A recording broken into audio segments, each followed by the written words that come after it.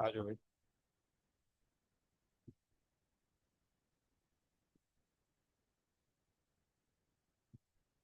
Okay, तुमसे कह रहे हैं कि व्हाट इज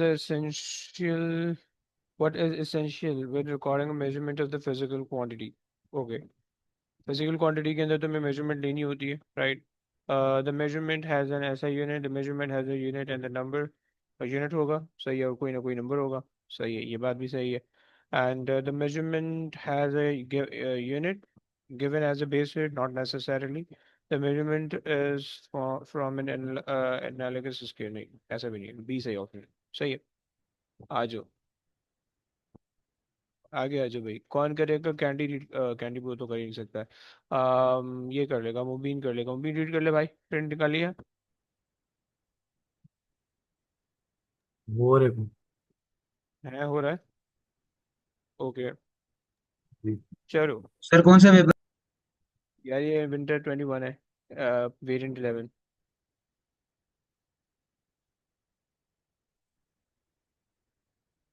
ओके, फिर कौन कर रहा है? कोई वजी कर लेगा, वजी रीड कर ले भाई। The mobility mean of electrons traveling from multi-planet can be calculated using the equation. This, where E is the charge on an electron in its mass prior to showing the positions of an electron with the atoms in the metal हाँ जी। space. Metal is T. What the base unit of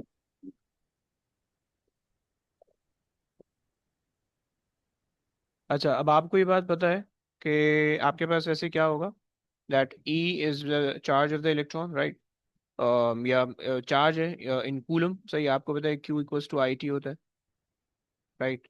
so I is basically in ampere. So जो e हो जाएगा that would be, आपके पास हो जाएगा A S, right. So A S, okay, and divided by mass आपके पास है KG के अंदर, सही है, एंड टाइम जो हो जाएगा इन सेकेंड, राइट। सो आपके पास जाएगा ए एस स्क्वेर्ड एंड के जी -1, right. A S squared and के जी -1, सही हो गया, अब भी आ गया, क्लियर है।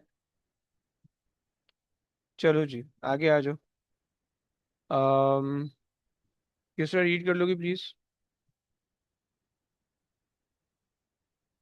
An aircraft heads in a direction with an angle of theta east of north with horizontal velocity relative to the air of 800 kilometer per hour. The wind blows with the horizontal velocity of 200 kilometer per hour to the east from east to west as shown.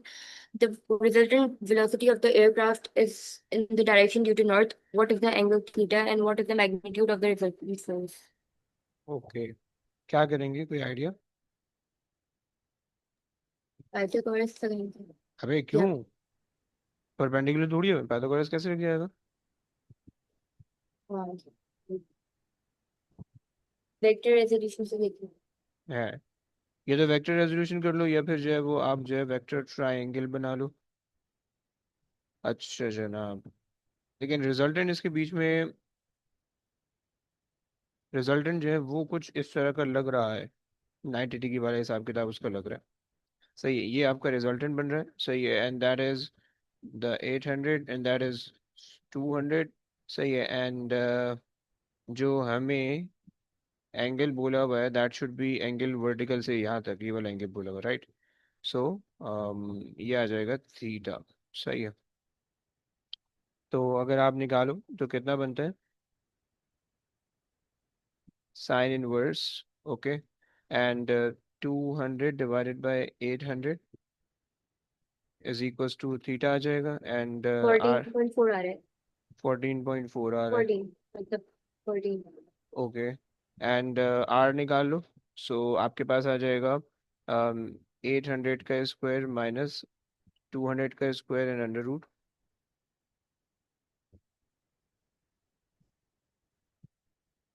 इससे तो छोटा ही होना चाहिए, 800 से ए बन रहा है यार स्ट्रेट अवे, आ रहा है ना?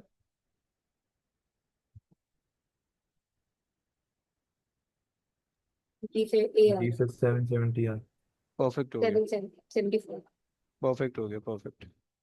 अच्छा जी, नाउ आपसे कह रहे हैं कि a cathode ray oscilloscope CRO is used to display the sound wave of the frequency 2000 hertz. The display of the CRO is shown. Okay. अच्छा, आपको वैसे बाय द वे ये पता है कि भाई जब भी इस तरह के कोई क्वेश्चन आते हैं तो आपको 3 स्टेप करने होते हैं. First, you have to count the number of boxes that occupy one wave. Okay. दूसरा काम फॉर्मूला लगाना होता है. Time period is equal to time base setting times it by time based setting times by the boxes. Okay. And the third formula is frequency is equals to 1/time. Okay. But यहाँ पे जो है वो reverse procedure चल रहा है. Okay. क्योंकि यहाँ पे इन्होंने फ्रीक्वेंसी हमें दे रखी है एंड हमें जो है ना टाइम बेस सेटिंग निकालनी है. राइट. सो हम बॉक्सेस गिन लेते हैं बाय द वे. सही है. सो हमारे पास जो है ना ये एक पूरी वेव बन रही है. So we have 1 2 3 4 boxes. Okay. So boxes हमारे पास आ गए 4. राइट. एंड टाइम पीरियड निकाल दो भाई. T is equals to 1/2000. Right. 1/2 is 5 and 5 millisecond आ जाएगा. 5 मिली सेकेंड ऐसा आ रहा है. ये मेरे पास आ गया टाइम पीरियड. ओके. एंड अब मैं अगर ये दूसरा वाला फॉर्मूला यानी दूसरी वाला स्टेप यूज कर लूँ दैट सेज के time period is equal to time base setting multiply by boxes. So time period मेरे पास आ रहा है 5 millisecond. Okay. Divided by the number of boxes which is 4 is equals to time base setting. Okay. So 4 1 4 4 1 4 0.25 हो जाएगा. Point two ये five आ okay. रहे हैं। ये बन रहा है. एंड 1.25. अच्छा, by the way 1.25 millisecond मेरे पास आ रहा है. सही है ना. तो अब इसको आपने चेंज भी करना होगा. 1.25 मिली सेकेंड. राइट. तो एक दो अगर आप और बढ़ा दोगे. पक्की बात है ए आ रहा है. वैसे इसके अलावा और कोई पॉसिबिलिटी है भी नहीं. ओके. चलो सही हो गया. अच्छा जी, आगे आ जाओ भाई. अम, यार एक सेकंड दे दो. एक सेकंड दे दो बस.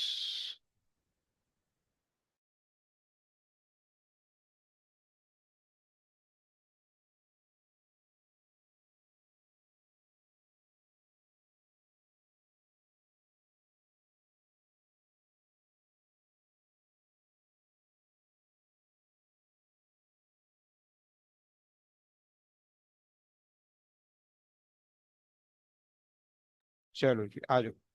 अच्छा जी. मुबीन रीड कर सकता है, बल्कि मुबीन नहीं, हसाम करेगा. हसाम रीड कर सकते हो क्वेश्चन भाई.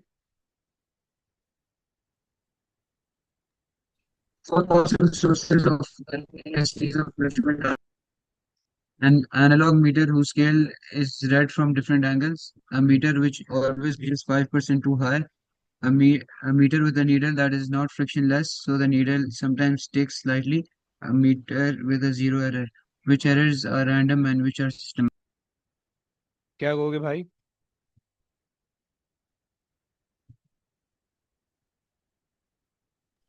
सर ये हम्म. टू और फोर तो टू और सिस्टमेटिक फोर लग तो रहा है वो ना. है systematic. सिस्टमेटिक एरर है हाँ, क्योंकि मशीन के अंदर प्रॉब्लम आ रहा है. सही है. वन आपको पैरेलक्स एरर, रैंडम एरर है. इंसानों का भंडार है ये. सही है. एंड नॉट फ्रिक्शनलेस ये भी आपके पास जो है वो ह्यूमन एरर के अंदर आएगा. Right. You can make it as मतलब लीस्ट फ्रिक्शन आप उसके अंदर कर सकते हो, बट वो आपने नहीं की. सही है. सो रैंडम एरर आपके पास बन रहा है 1 और 3, और सिस्टमेटिक बन रहा है 2 और 4. बी आंसर हो गया. चलो भाई. सही है भाई. समझ में नहीं आया किसी को प्लीज़ जो है ना ये कर देना. चैट में लिख के भेज देना, और अगर चैट में नहीं भेजना हो तो फिर डायरेक्ट पूछ लेना, कोई मसला नहीं है. ओके. आ जाओ भाई. और मुबीन रीड कर लोगे भाई. An archer shoots an arrow at a target. The diagram shows the path of the arrow. Air resistance is negligible. The graph shows how three different quantities P, Q, and R vary with time. Hmm. Okay. Which quantity could be the horizontal component of displacement, and which quantity could be the vertical component of displacement of the arrow? Okay.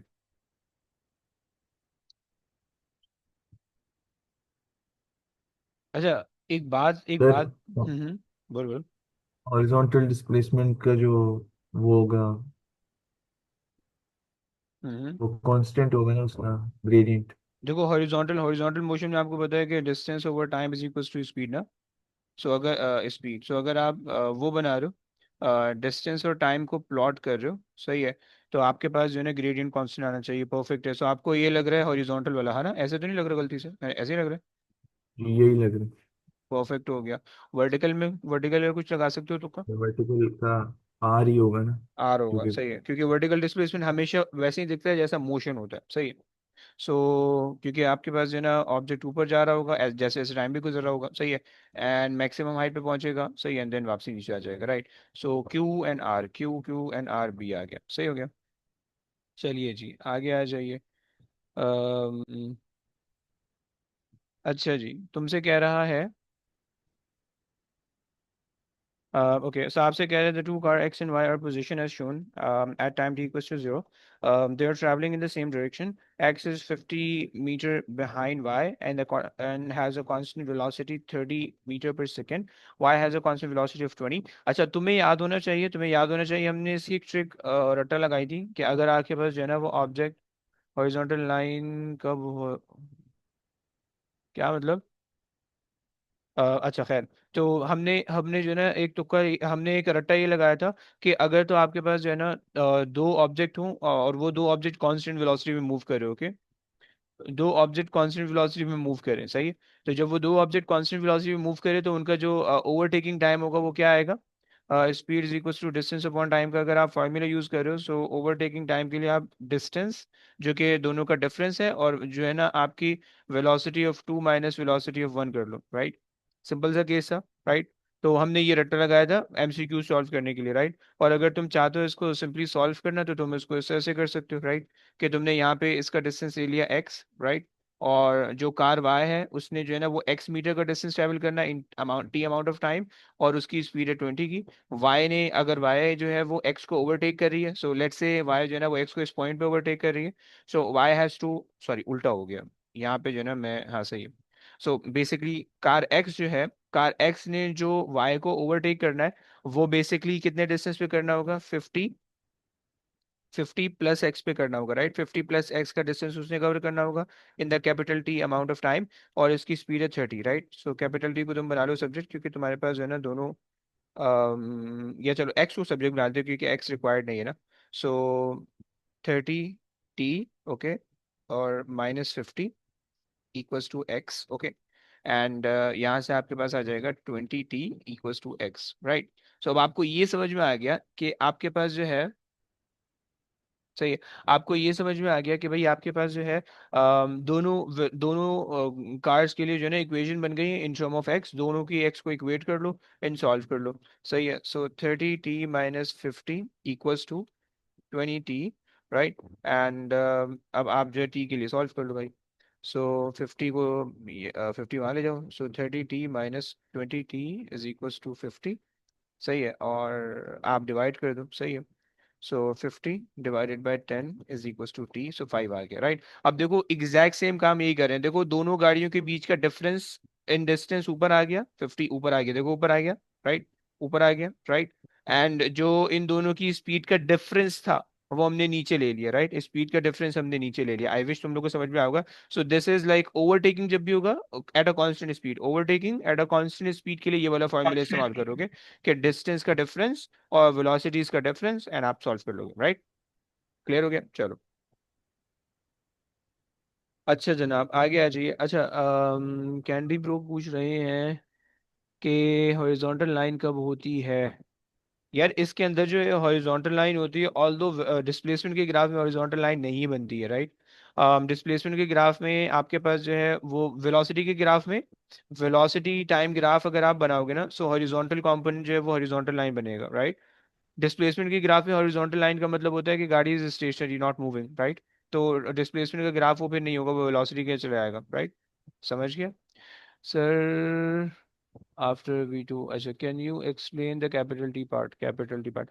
भाई मैंने capital T ना ये assume किया हुआ है, मैंने capital T ये assume किया हुआ है कि capital T is the time taken by the cars to overtake, right. तुम्हें ये पता होना चाहिए कि कार एक्स को एंड कार वाई को सेम टाइम लगेगा ओवरटेक करने के लिए। मतलब अगर ये वाई जो है ना ये इससे यहाँ तक पहुंचे, लेट्स से इस पॉइंट पे ओवरटेक हो रहा है, इस पॉइंट पे ओवरटेक हो रहा है, ओके, तो y को यहाँ तक पहुंचने में जितना टाइम लगेगा x को भी यहाँ तक पहुंचने में उतना टाइम लगेगा, राइट।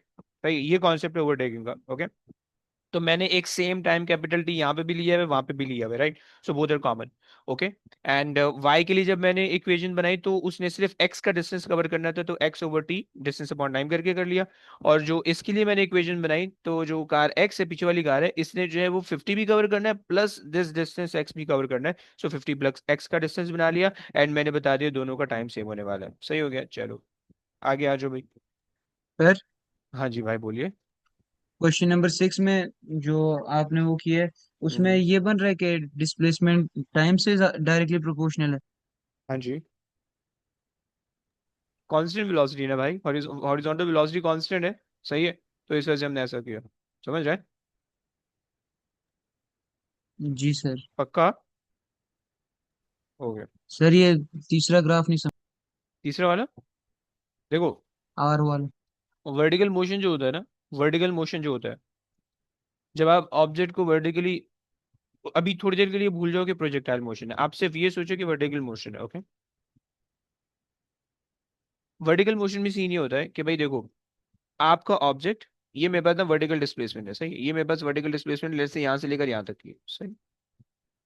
ऑब्जेक्ट ने यूं ट्रेवल करना मैक्सिमम हाइट। सही है, मैक्सिमम हाइट से उसने यू टर्न लिया। सही है। इतना बड़ा नहीं होगा यू टर्न, ऑब्वियसली बात है, वो एग्जैक्टली जिस पाथ पे ऊपर गया उसी पाथ पे नीचे आएगा, लेकिन मैं सिर्फ समझाने के लिए बता, ये चलो नहीं बताता हूँ, इस तरह से कंफ्यूजन हो जाएगी, राइट। ये मैक्सिमम पॉइंट पे पहुंच गया, राइट। फिर यहाँ से नीचे आ जाएगा, यहाँ से फिर नीचे आ जाएगा, राइट। ये सिंपल सा कॉन्सेप्ट है, राइट। एंड ये आपकी मैक्स डिस्प्लेसमेंट है भाई, समझ रहे हैं? कुछ बोल यार। जी सर। ये जी। टाइम हो गया, परफेक्ट है, सही है। लेट्स से मैंने मान लिया मैक्स डिस्प्लेसमेंट यहाँ पे आ रही है डी नॉट की फॉर्म, सही है।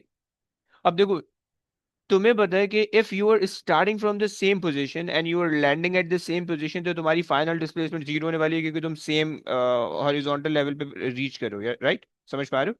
तो आपका ग्राफ स्टार्ट तो यहाँ से जी। होना चाहिए और एंड भी यहीं पे कहीं पे होना चाहिए, वापसी वापसी नीचे आना चाहिए, है ना? सेंस बन रहा है? जी सर। परफेक्ट हो गया।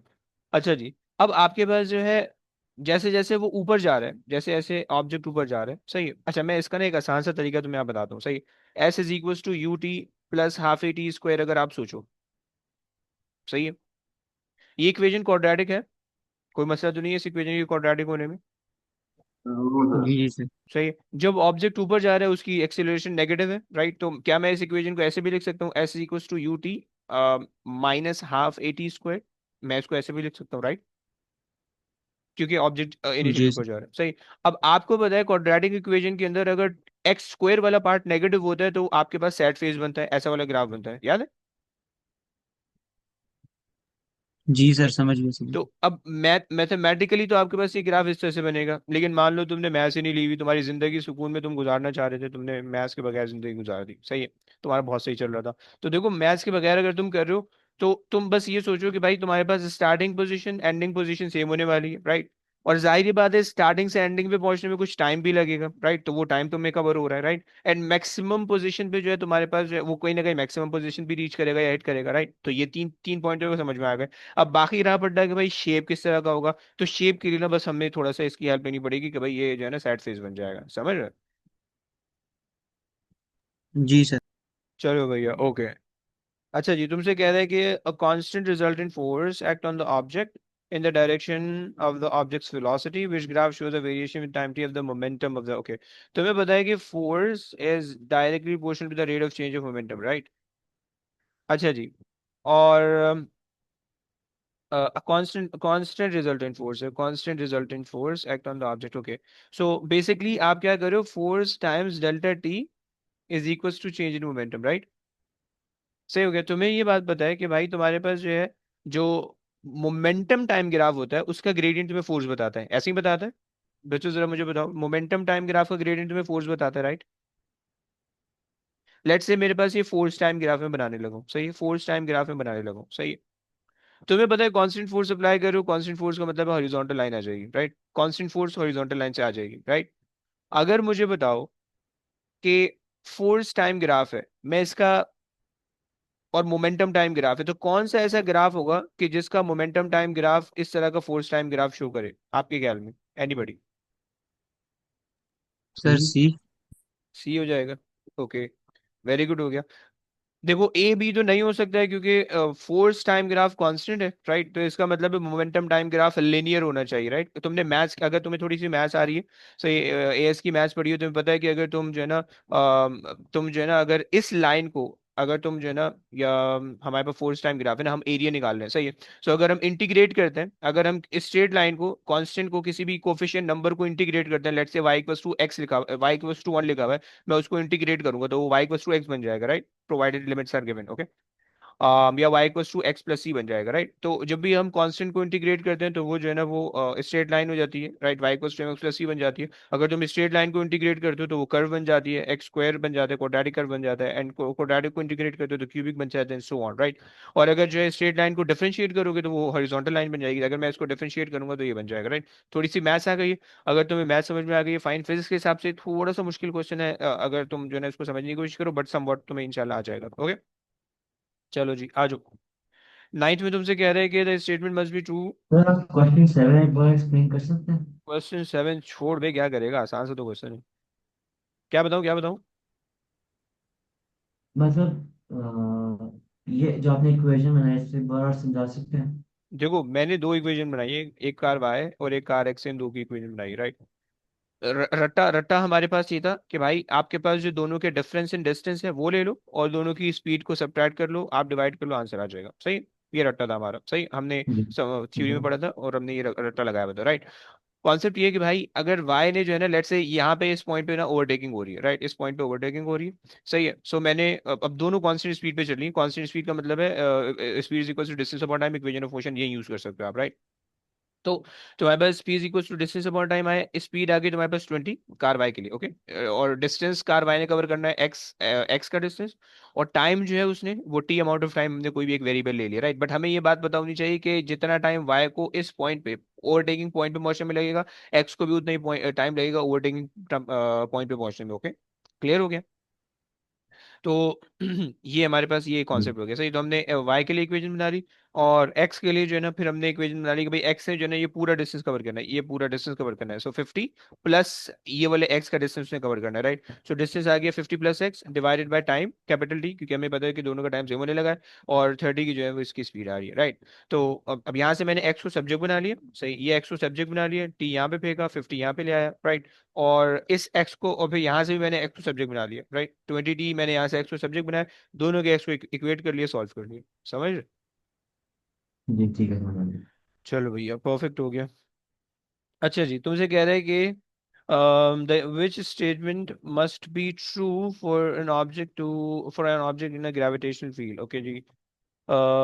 If the object has a mass, then the field causes it to accelerate, okay। If the object has a mass, then the field causes it to have weight, okay।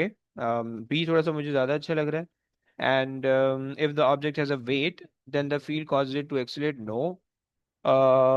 if the object has a weight, then the field causes it to, no। देखो, gravitational field हमेशा काम करती है मास पे, right. उसने gravitational field के बारे में कहा है, right. So the object should have the mass, okay. आप वेट की बात नहीं कर सकते, वेट बात की बात है, ओके। अगर मास होगा तो वेट होगा, right. So you have to connect directly with the mass, okay, first thing first, right. So the object should have the mass, okay, then it causes it to accelerate। ऐसा जरूरी नहीं है कि accelerate हो, अगर object रखा हुआ है, किसी ऑब्जेक्ट किसी सरफेस पे रखा हुआ है, मूव नहीं कर रहा, तो ऑब्वियस बात एक्सेलरेट नहीं होगा, but it will still have its rate, right. So B आपका ऑप्शन सही है, राइट।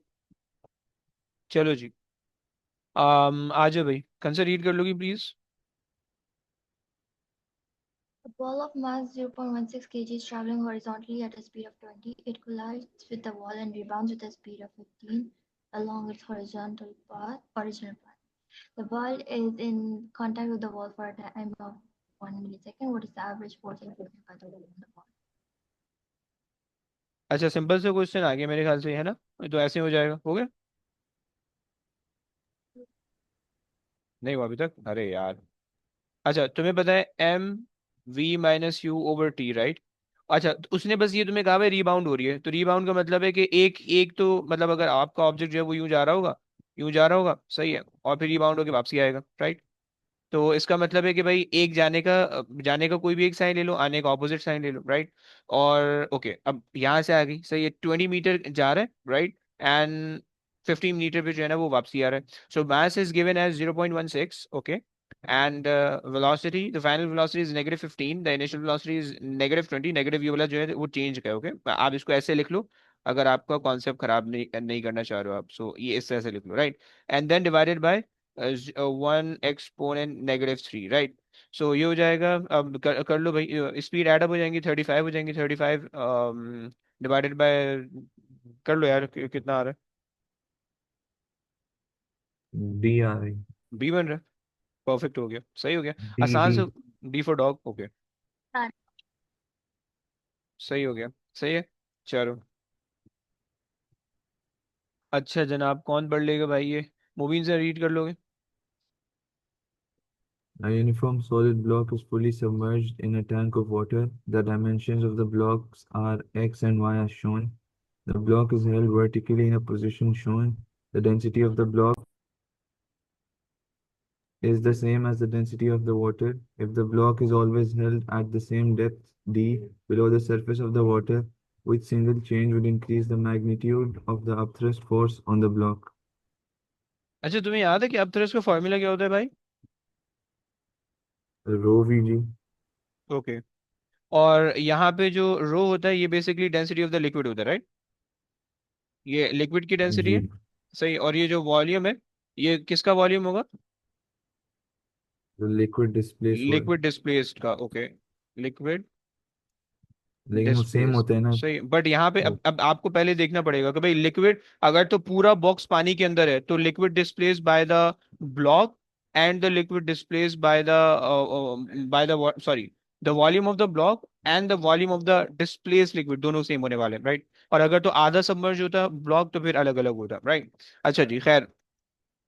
सो अब ये तो हम डेंसिटी, अगर हमें अपथ्रस्ट इंक्रीज करना है, जी जो सेम है दुनिया तो हम बदल नहीं सकते, ओके। तो अपथ्रस्ट इंक्रीज करना है, या तो लिक्विड की डेंसिटी चेंज करनी पड़ेगी, या तो ब्लॉक का वॉल्यूम हमें चेंज करना पड़ेगा, इंक्रीज करना पड़ेगा, राइट। वाई हम इंक्रीज कर देंगे तो कुछ ना कुछ फर्क पड़ जाएगा, अब देख लेते हैं भाई। अच्छा जी, क्या कहोगे, कुछ लग रहा टी या डी में से। है? इंक्रीज द डायमेंशन वाई, है ना, ये सही लग रहा सर सी। है ना।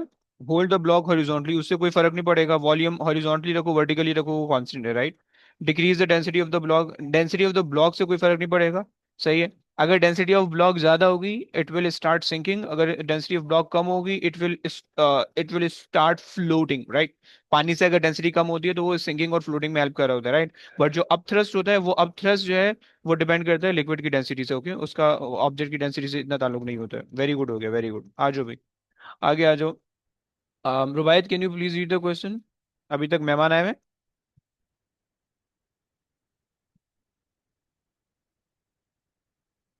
मेहमान आने पे बोलो या रीड करने पे बोलो? ओके, अरे यार हैवी। अच्छा जी, चलो एंजॉय करो। फिर वजी कर लेगा, वजी रीड कर लेगा भाई।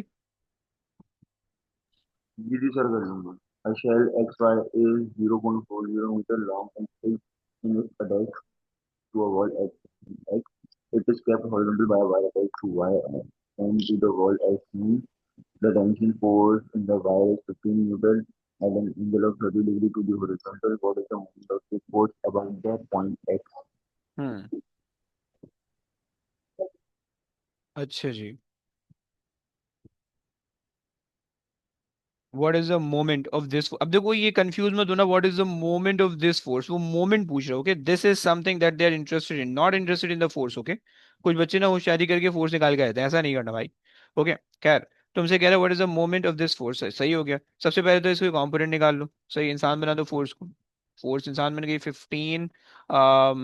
अच्छा, अगर तुम यहाँ पे नहीं बनाओ, तुम यहाँ पे बना दो। अरे नहीं नहीं नहीं, एक सेकंड, कौन बोल रहा है भाई, कुछ बोलो तो प्लीज बताओ।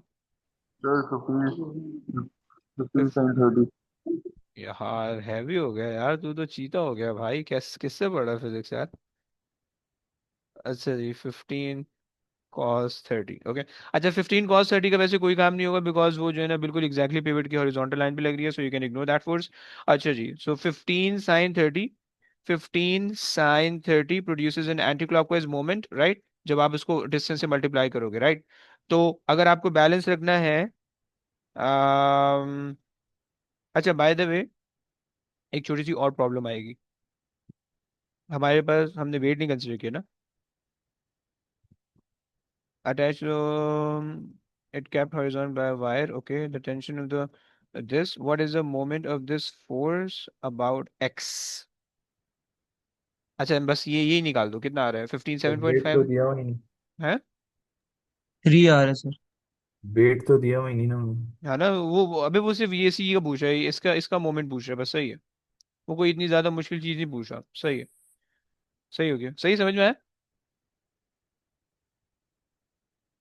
जी जी। चलो, वेरी गुड हो गया। अच्छा जी, आ जाओ। अम्म सो आपसे कह रहा है, अच्छा, आई थिंक बेकार चीज पूछ रहा है। The statement of the principle of the moments with some word omitted is shown. For an object in a state of the rotational equilibrium, the sum of the clockwise moment about any point is equal to the sum of the anti-clockwise moment about the same point. Okay, about the same point, है ना? तुम्हें पता होगा, P2 के अंदर definition रट के आ रहे हो। सही हो गया। अच्छा जनाब, अब ये बेकार सा क्वेश्चन मुझे लग रहा है कि a bird dived to the depth of 1.5 meter below the surface of the lake. Atmospheric pressure is this much, the density is this much. What is the pressure of the depth of what is the pressure at this depth? Okay.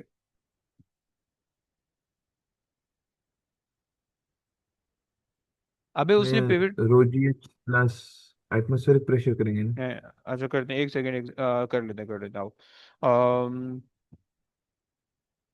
Depth इतनी दी हुई है, सही है। 1.5 की depth आ गई into 9.81, सही है, into 1000, सही है। एंड प्लस 101 के, कितना आता है?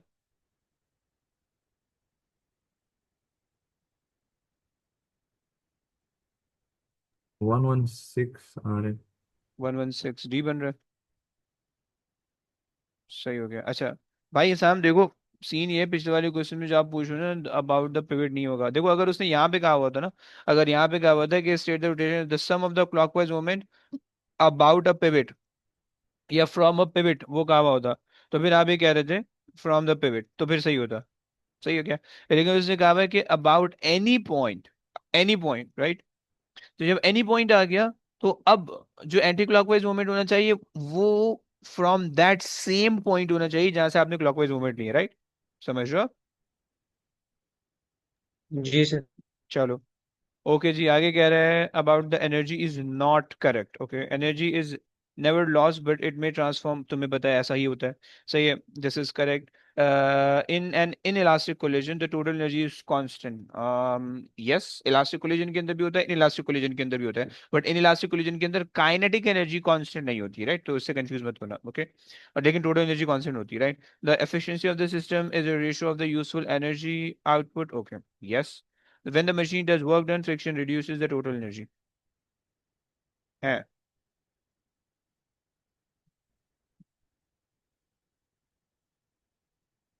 इसमें कंफ्यूज कर रहे हैं तो।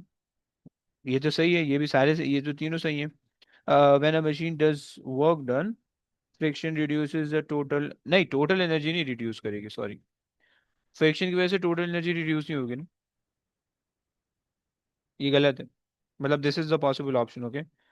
इन एन इन टोटल एनर्जी कंजर्व ही रहती टोटल एनर्जी कंजर्व रहती है ना, भले फ्रिक्शन हो, कुछ भी हो, कोई हो। सही है ना? अगर कोई एक स्पेसिफिक एनर्जी होती, यानी आउटपुट एनर्जी होती, तो फिर नहीं होता। अच्छा, तुमसे कह रहे हैं कि an inelastic collision the total energy is constant, meaning GP के वगैरह में कन्वर्ट इन मोमेंटम। अबे देखो, इन इलास्टिक कोलिजन का मतलब है कि kinetic energy before is not equal to kinetic energy after, right? Kinetic energy after, बस सिर्फ इसका ये मतलब है, राइट? इन इलास्टिक कोलिजन का सिर्फ ये मतलब है। Total energy in elastic collision के अंदर, टोटल एनर्जी की बात कर रहा है वो, total energy in elastic collision हो, दोनों के अंदर कंजर्व रहती है, ओके। और मोमेंटम के अंदर कोई एनर्जी कन्वर्ट नहीं हो रही भाई, मोमेंटम मोमेंटम है, एनर्जी अलग चीज है, ओके। सही हो गया। चलो जी, ओए होए पुली आ गई। आ जाओ भाई। यूसुफ रीड कर लोगे यूसुफ?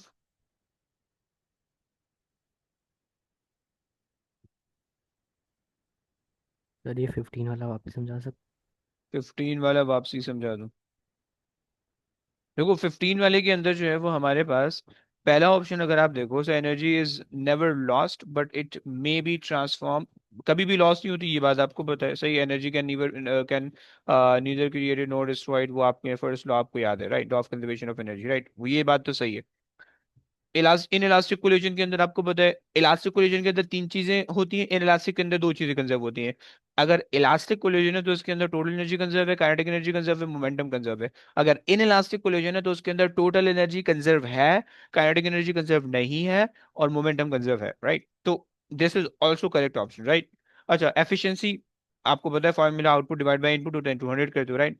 लेकिन जब मशीन आपके पास है, सो उसने कहा कि friction reduces the total energy, friction total energy को रिड्यूस नहीं करती है, फ्रिक्शन जो है वो सिर्फ और सिर्फ आप कह लो यूजफुल एनर्जी को रिड्यूस कर देती है, राइट। मतलब जो भी इनपुट एनर्जी आपने दिया हुआ है उसका उसमें से कितना यूज होगा आउटपुट के अंदर, वो रिड्यूस कर देती है फ्रिक्शन, बट टोटल एनर्जी को कम नहीं करती है, राइट। समझ में आ गया? जी सर।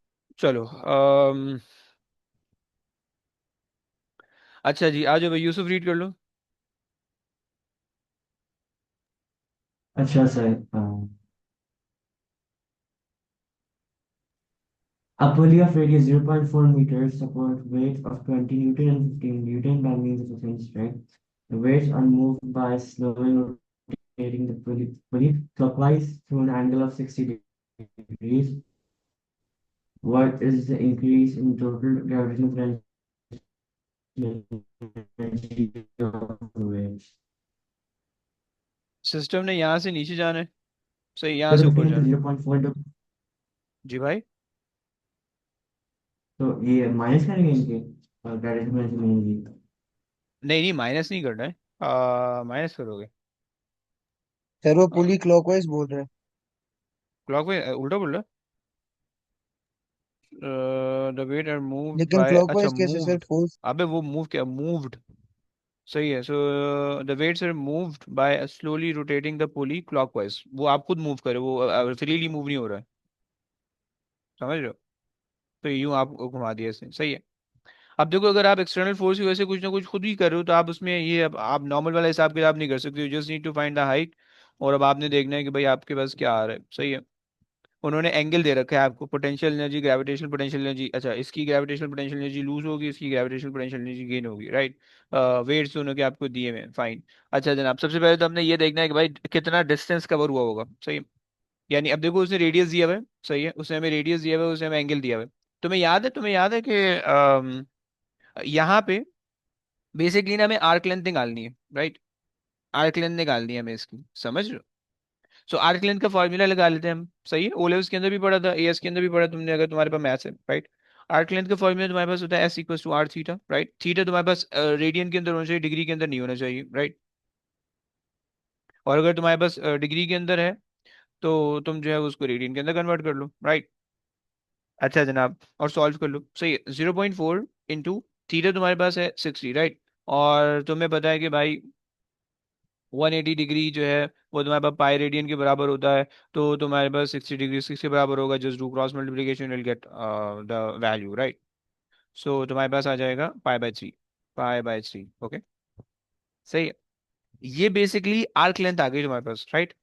यानी वो आर्क लेंथ, लेट्स से तुम मान लो कि भाई पहले तुम्हारे पास जो है ना वो यहाँ पे थे तुम, सही, this is the radius, right. उसने जो है ना वो यहाँ से इतना मूव कर दिया, तुम्हें 60 मूव कर दिया, 60 का मतलब है इतना हो जाएगा, इतना कुछ हो गया, राइट, इतना मूव कर दिया, ये तुमने मूव कर दिया, राइट। यानी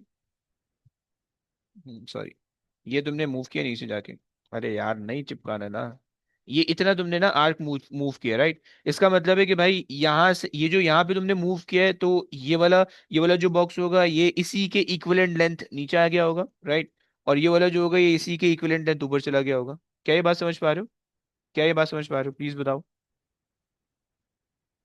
यस, अगर तो ये जी बात सर। समझ पा रहे हो देन परफेक्ट हो गया, सही है। तो ये मैंने क्या बोल दिया, मैंने ये बोला कि भाई ये जो आर्क लेंथ है, जो आर्क लेंथ पुली मूव हुई है, जितनी आर्क लेंथ पे को पुली को आपने मूव किया है, उतनी ही लेंथ के इक्वलेंट ये नीचे चले जाएगा, और उतने ही लेंथ के इक्वलेंट ये ऊपर चले जाएगा, राइट। ये आपको पता चल गया है, ओके। अच्छा जी, अब आपने क्या किया, अब आप ये कर लो कि भाई आप यहाँ से लेंथ निकालो, कितनी आ रही है, एस इक्वल टू कितनी आ रही है भाई, वैल्यू बताओगे? उसकी वैल्यू बताओगे भाई? 0.4187। 0.41887, ओके। चलो मान लिया भाई। अच्छा अब जरा इसको पहले 15, अब ये यही लेंथ जो है वो 15 जो है उसने नीचे को ट्रेवल की होगी और 20 ने ऊपर को ट्रेवल की होगी, राइट?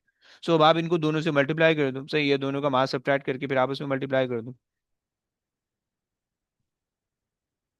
ब्रो ये वाला पेपर है, विंटर 2111, विंटर 2021 और वेरिएंट 11। अच्छा जी, सही हो गया। कितना आ रहा है भाई?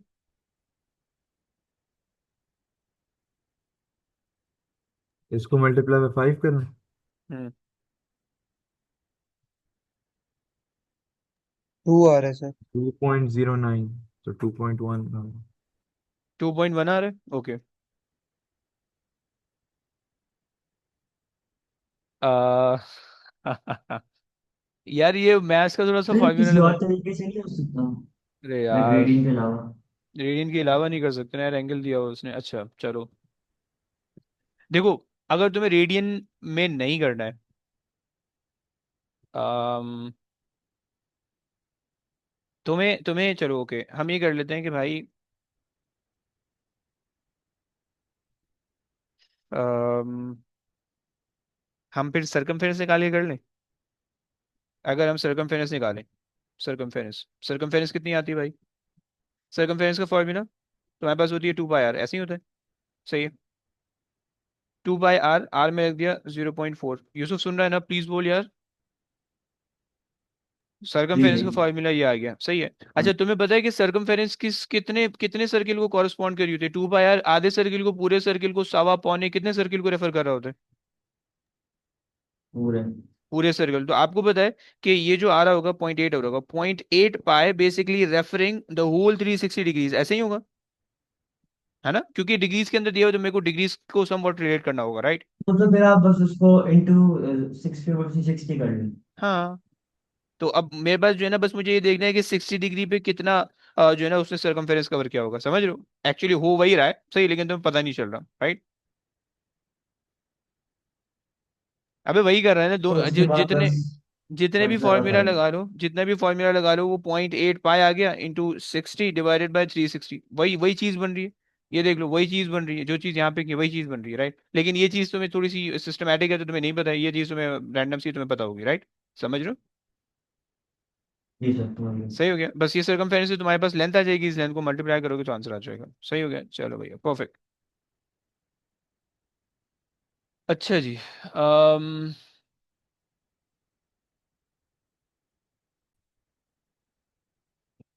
आ जाओ भाई। तुमसे कह रहा है कि the car of the mass 1500 kgs accelerates from the initial speed of 15. This acceleration causes the car to gain this much of kinetic energy. What is the change of its speed? अच्छा वैसे वैसे इन्होंने ये नहीं बताया हुआ कि, अच्छा जी फाइन, हम ये मान लेते हैं कि भाई हॉरिजॉन्टल मोशन चल रहा है, सही है। सिंपल सी चीज इन्होंने वैसे पूछी हुई है, ऐसे कोई अभी फिलहाल मुझे पढ़ने से ऐसे कोई डिफिकल्ट नहीं लगा है। सही है। सो काइनेटिक एनर्जी का change is equal to half M, तुम्हें पता है कि V square minus U square होता है, राइट? ये फॉर्मूला होता है। So change in kinetic energy तुम्हारे पास है 3 exponent 5, okay, and then times it by 2, right, is equals to initial speed is given, final speed is unknown, right? तो तुम यहाँ पे ऐड कर दो, plus 15 squared and whole thing under root. सही है। कोई है कैलकुलेटर वाला हजरात? 25 आवर। 25 आ रहा है, सही हो गया। लेकिन 25 नहीं आ रहा है, मास कहाँ गया? मास चार्ट हो गया, एक सेकंड, गलत हो गया कुछ, सिंप्लीफिकेशन में गलती हो गई। 3 exponent 5, right, into 2 divided by 1500 भी तो करो। सही है। और माइ प्लस, तुमने ऐसे किया भाई? जी ऐसे ही किया था, तो 25 आवर। 25 नहीं आना चाहिए ना, 17 का आंसर ये बी बता रहे हैं। एक दफा देख लो भाई प्लीज दोबारा से।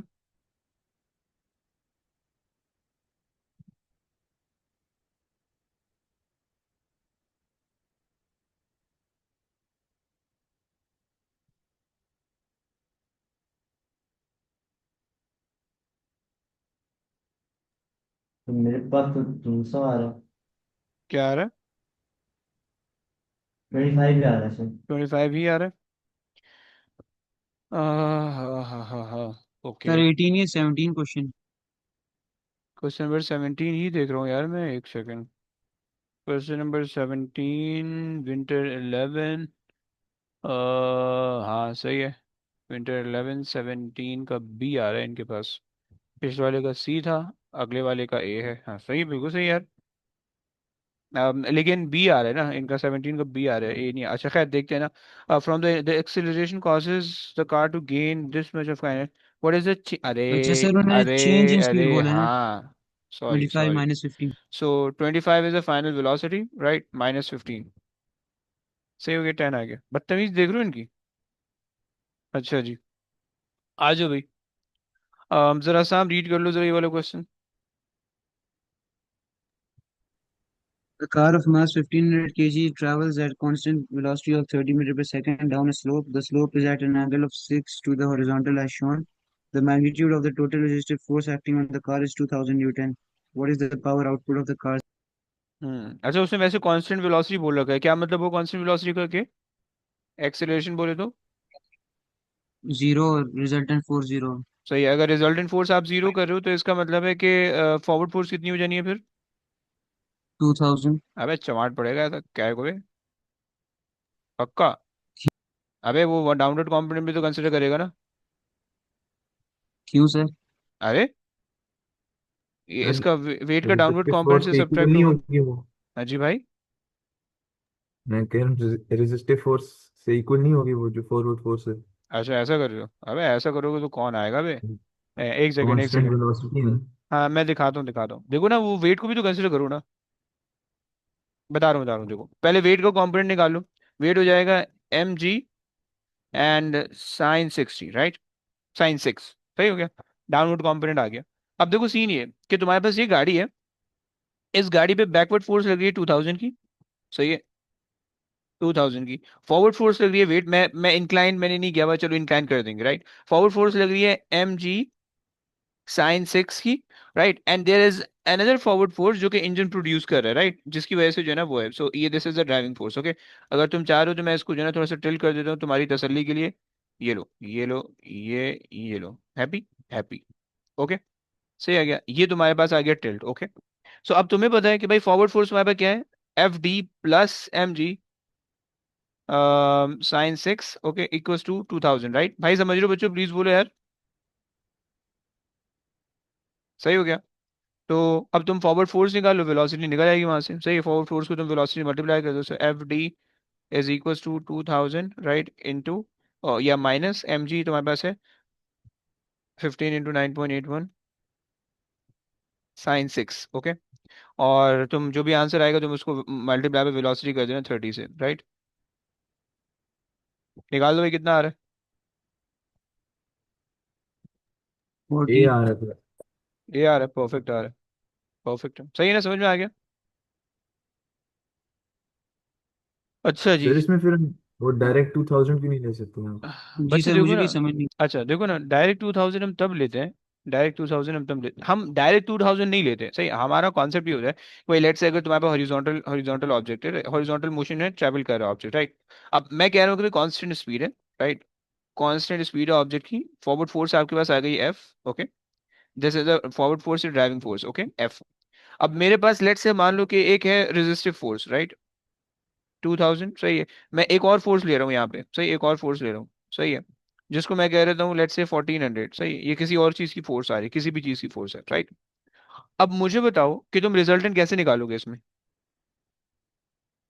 Forward force minus backward forces equals to zero करोगे, या forward force equals to backward forces करोगे? ऐसे ही करोगे। यस। जी। सो 1400 प्लस 2000, राइट, ऐसे ही होगा ना। तो सिमिलरली यहाँ पे जो केस है, यहाँ पे फॉरवर्ड फोर्स होगी, एक तो गाड़ी का इंजन प्रोवाइड कर रहा होगा, राइट, उसके साथ में गाड़ी का वेट भी गाड़ी को डिसेंडिंग में हेल्प कर रहा होगा, राइट। और तुम्हारे पास जो है ना जो रेजिस्टिव फोर्स होगी वो एक ही फोर्स होगी जो कि तुम्हारे वो कर रही होगी, यानी तुम्हारे जो है ना अपोज कर रही होगी, राइट। तो इस वजह से जो है ना हमने इन दोनों फोर्सेस को ऐड कर लिया और इसको सब्ट्रैक्ट कर लिया, समझ रहे हो आप? जी यस, सर, समझा। पक्की बात है, साफ समझिए। जी जी। ओके जी, आज भाई तुमसे कह रहे हैं कि metal wire of cross section area A and the unstretched length L is subjected to the stretch sigma, as a result it has a strain epsilon. Okay, which expression give the Young modulus of the material? Fine, तुम्हें पता है कि E equals to F L upon A E, right? तुम्हें पता है कि ये पूरी चीज जो है वो तुम्हारे पास होता है स्ट्रेस, राइट? तो तुमने इसको बदल दिया स्ट्रेस से। ओके, एंड तुम्हें पता है कि भाई तुम्हारे पास ये पूरी चीज होती है, सॉरी सॉरी उल्टा हो गया, ये स्ट्रेस हो गया ओवर स्ट्रेन। ये तो तुम्हारे पास ये आ सकता है स्ट्रेस ओवर स्ट्रेन, सी आ सकता है स्ट्रेट में, राइट? या तो फिर तुम्हारे पास जो है ना और कोई चीज बन नहीं रहा, ये one over the Young modulus है, सही है। और बाकी स्ट्रेस जब इन्होंने रख दिया तो एरिया नहीं आना चाहिए, राइट? स्ट्रेन जब उन्होंने रख दिया तो ओरिजिनल लेंथ नहीं आनी चाहिए, राइट? समझ पा रहे हो क्या आई विश तो तुम लोग? अच्छा जी, अगले पार्ट में तुमसे कह रहे हैं कि टू आइडेंटिकल स्प्रिंग है। आइडेंटिकल स्प्रिंग का मतलब है कि स्प्रिंग कांस्टेंट सेम होने वाला है। ओके, आइडेंटिकल स्प्रिंग का मतलब है कि K will be same. Okay, spring constant same होने वाला है। Okay, a weight of 8 newton is hung from the combination as shown. Okay जनाब, the graph show the variation of one of the spring. Okay, what is the strain energy in one of the spring? Okay, fine। अच्छा जी, अगर तुम्हारे पास जो है 8 Newton की force है, सही है, दोनों पे इक्वली 4 4 न्यूटन की फोर्स लग रही होगी, इक्वली। ओके, 4 4 न्यूटन की फोर्स लग रही होगी, सही है, क्योंकि तुम्हें पता है सी पैरेलल के अंदर अगर स्प्रिंग होती है तो फोर्स एग्जैक्टली डिवाइड हो जाती है, प्रोवाइडेड कि तुम्हारे पास आइडेंटिकल स्प्रिंग हो, राइट? स्प्रिंग कांस्टेंट सेम होगा तो एग्जैक्टली डिवाइड हो जाएगी, राइट? अच्छा जी, जब एग्जैक्टली डिवाइड हो गई तो 4 यहाँ चला गया, 4 वहाँ चला गया। ओके, तो तुम ये देख लो कि भाई 4 पे कितनी एनर्जी स्टोर है, ये तुम्हारे पास आ गया 4 पे, नीचे खींचो लाइन, यहाँ पे आ जाओ, सही है। तो तुम्हारे पास बस ये वाला एरिया तुमने लेना है, सही है। सो 1/2 इंटू हाइट तुम्हारे पास है 4, बेस तुम्हारे पास आ रही है 4 से लेकर 6, 6.4, 6.8 से फिर इधर हम वो 7। एक्सटेंशन ओवर ओरिजिनल लेंथ नहीं करते? एक्सटेंशन आए क्या मतलब, क्या निकालने के लिए? उसने एनर्जी बोला ना, ट्रेन के लिए। Extension over the strain energy है, स्ट्रेन नहीं है सिर्फ, समझ लो, ओके सर, ठीक है। जी जी। सही है ना? सो अगर सिर्फ स्ट्रेन हो तो then you can do that. Okay, so 1/4, अच्छा 4 आ गया, और यहाँ पे तुम्हारे पास आ गया, ये आ रहा है 7 पे, ये तकरीबन ये 7 आ रहा है, राइट? तो ये तुम्हारे पास 3 एक्सपोनेंट -2 आ रहा है, सही है। सो 2 आ गया, 2 चीज़ 6, 6 एक्सपोनेंट -2, 0 ए बन रहा है, सही हो गया। आई थिंक ये समझ में आ गया होगा। थोड़ा सा टेक्निकल था, बस तुम्हें थोड़ा सा जो है ना उसको ध्यान से करना था। ओके, ओके जी, आ जाओ भाई। इब्राहिम रीड कर लोगे? इब्राहिम।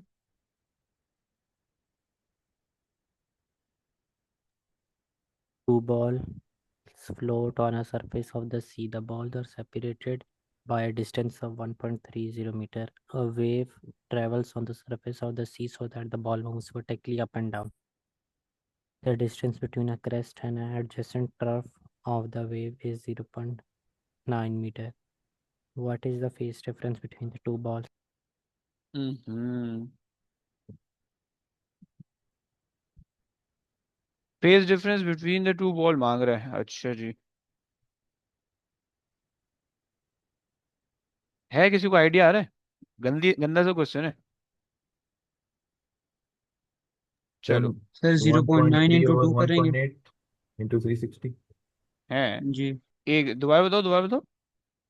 हसाम बताएगा, हसाम बताएगा, हसाम बताइए भाई। सर, ये 0.9, ये हाफ हाफ लैम्डा है, इसको इंटू हाँ, टू करेंगे। सेट हो गया तो एक पूरी लैम्डा आ वेवलेंथ आ जाएगा, जाएगी 1.8।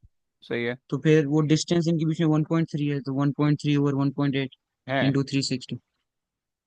चलो गुड हो गया, सही है, परफेक्ट है। 260 आ रहा है। 260 आ रहा है, बहुत सही भाई। तुमने किया कि भाई तुमने कर लिया कि भाई बोलो क्या बोल रहे हो?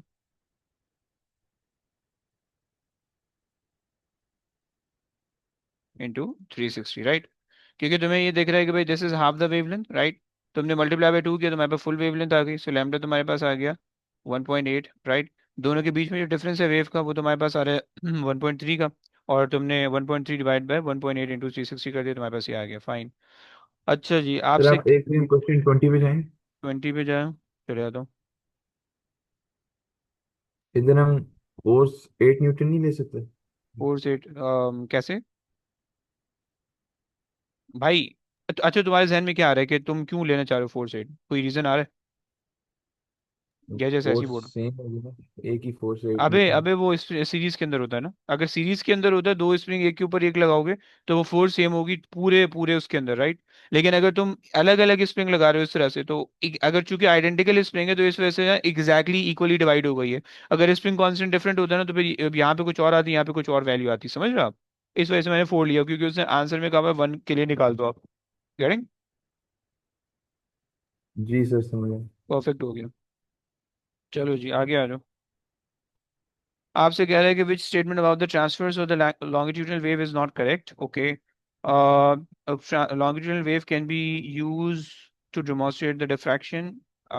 Okay, this is correct. A longitudinal wave can travel in a vacuum. No.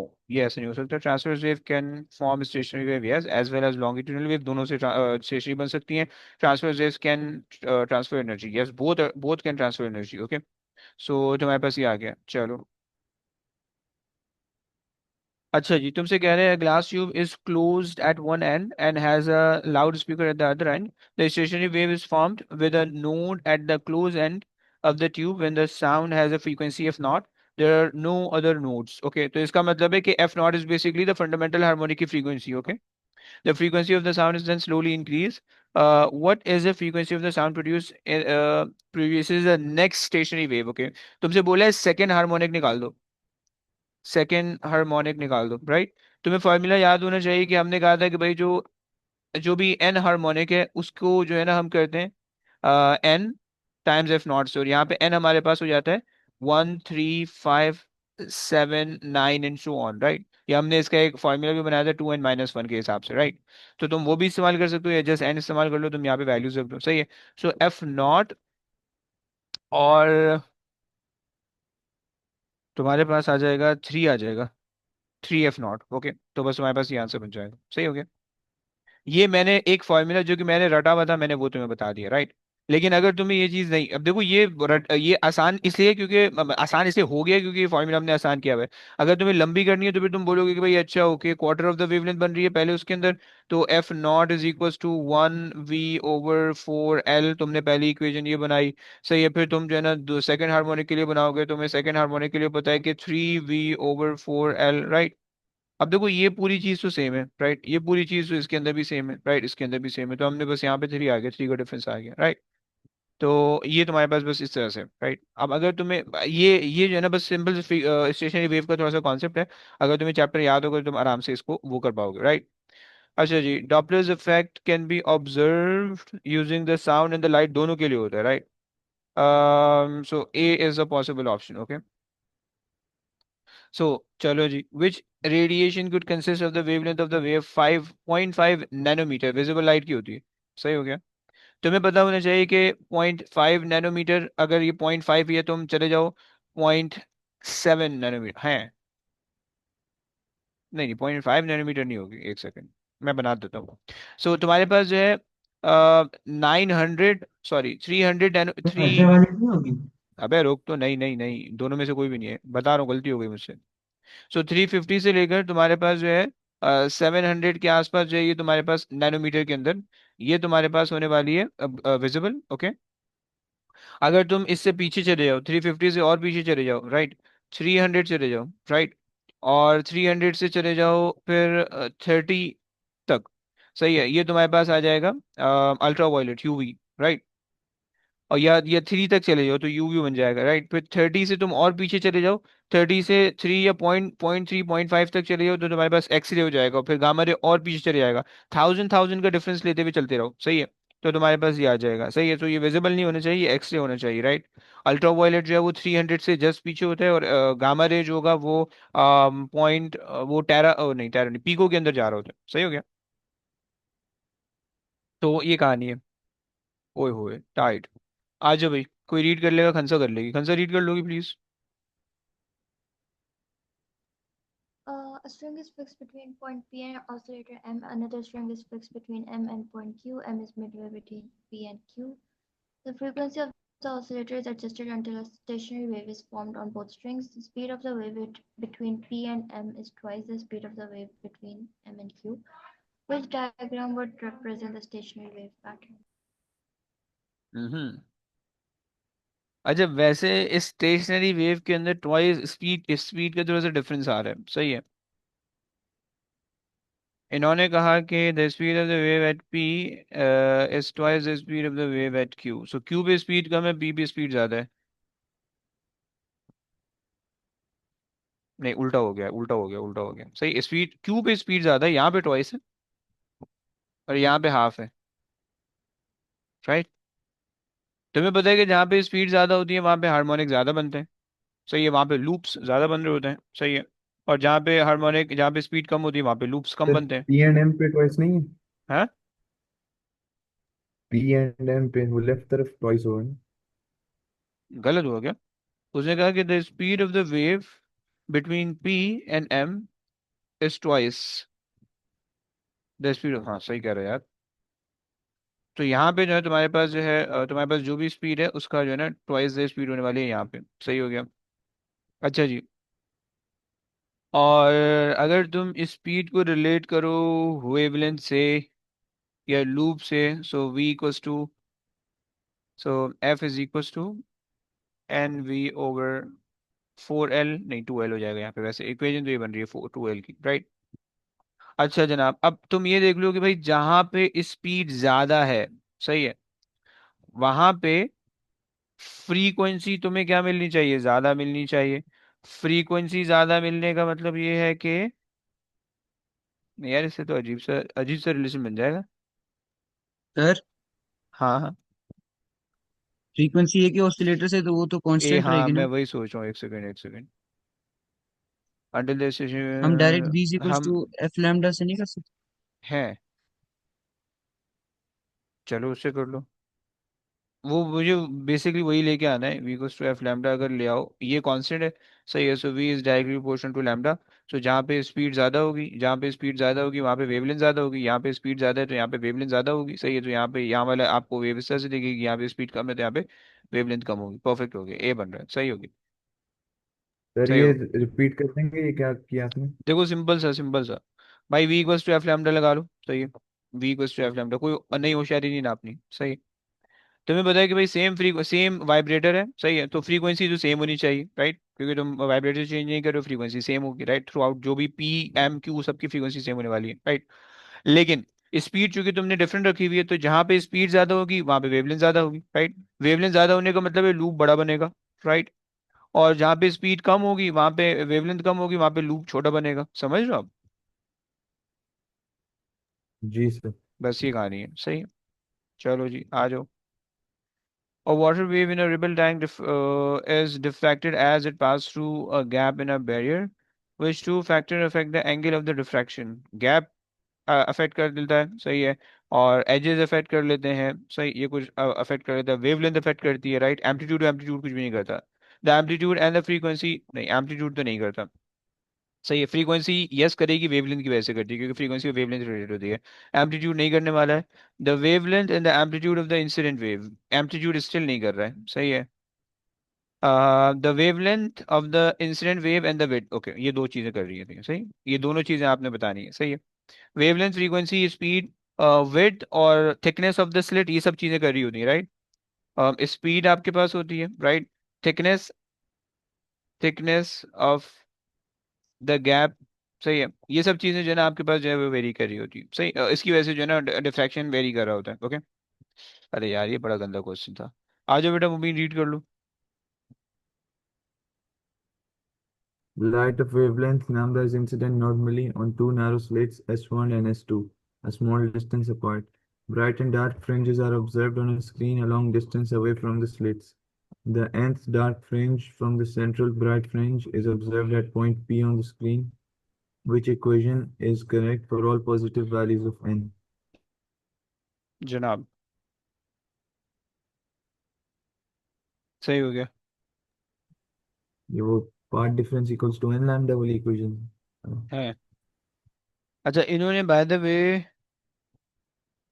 Same light है तो इसका मतलब है इनिशियली लाइट जो होगी वो इन फेज में होगी, सही है। चलो यहाँ से कोई मसला नहीं है। उन्होंने कहा the nth dark fringe. Dark है तो हाँ, डिस्ट्रक्टिव तो एन डिस्ट्रक्टिव आप प्लस कह वन रहे और हो। To lambda.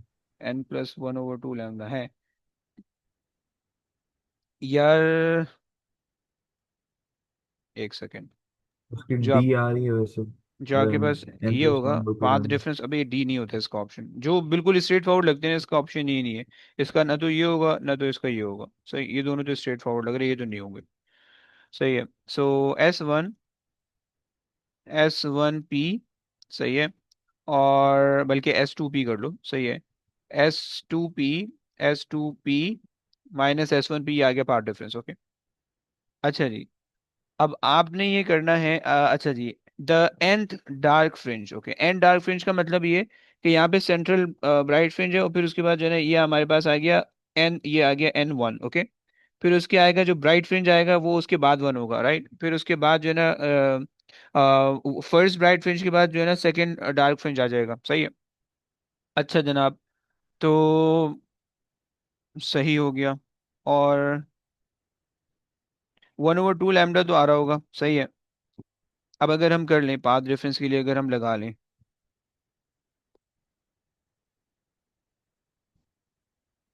हाँ, और हमने डार्क डार्क फ्रेंच के लिए बनाना है। सो डार्क फ्रेंच के लिए हमारे पास जो भी होगा, पी पे अगर हम लेट से पी हमारे पास हो रहा है, थर्ड थर्ड स्पॉट आ रहा है, राइट। थर्ड डार्क फ्रिंज आ रही है, यहाँ पे 2 आ रहा है, ये 2 आ रहा है, सही। और ये थर्ड पे आ रहा है, सही। थर्ड डार्क फ्रिंज आ रही है, सही है। तो अगर हम इसको देख लें तो हमारे पास जो है which equation is correct for all the positive values of N. अच्छा जी, सही है। अब जरा आओ बनाते हैं, इक्वेशन बनाते हैं। सो लैम्डा तो हमारे पास होगा मल्टीप्लाई, सही है। अच्छा जी, एन लैम्डा नहीं होगा क्योंकि ब्राइट फ्रिंज नहीं है स्ट्रेट अवे, तो वो कैंसिल हो जाएगा। n/2 लैम्डा अगर हम करें, सही है। n/2 लैम्डा अगर हम करें, सो क्या हमारे पास आ जाएगा? n/2 लैम्डा से नहीं आ रहा कट हो रही तो बस टी बचे। है। अबे नहीं ना, ये तो मैं तुक्का लगा रहा हूँ क्योंकि मैंने पहले किया भाई क्वेश्चन। बट ऐसे थोड़ी करना है, लॉजिक से करना है। अ, सब कट हो रहा है तो सही बच गया। ओके, सो अच्छा जी, कंस्ट्रक्टिव इंटरफेरेंस यहाँ पे, यार एन क्या है? The nth dark fringe from the central bright fringe is observed at point P. Okay, so n is a dark fringe. Okay, अगर हम dark fringe देखें तो जितनी भी, लेकिन इसको किसी और चीज से रिलेट करना होगा ना यार। ब्राइट फ्रिंज अगर हमारे पास होगी, सो हमारे पास ब्राइट फ्रिंज के लिए हम लिख लेंगे n लैम्डा, सही है। और सही है, अगर डार्क फ्रिंज होगी, सो डार्क फ्रिंज जो है वो पहले जनरेट हो रही है ब्राइट फ्रिंज से, सो यहाँ पे सब्ट्रैक्शन आनी चाहिए, सही है। क्योंकि बस मैं ये सोच रहा हूँ कि भाई यहाँ पे ब्राइट फ्रिंज आ रही है, उससे पहले डार्क फ्रिंज बन चुकी है, सही है। सो अगर हम एन एन के साथ अगर हम -1/2 कर दें, सही है, क्योंकि ब्राइट फ्रिंज से पहले हमारे पास डार्क फ्रिंज आ जाएगी। सो -1/2 लैम्डा अगर हम करें, सही है। और इसके अंदर हम एन की वैल्यू अगर 0 ले लें,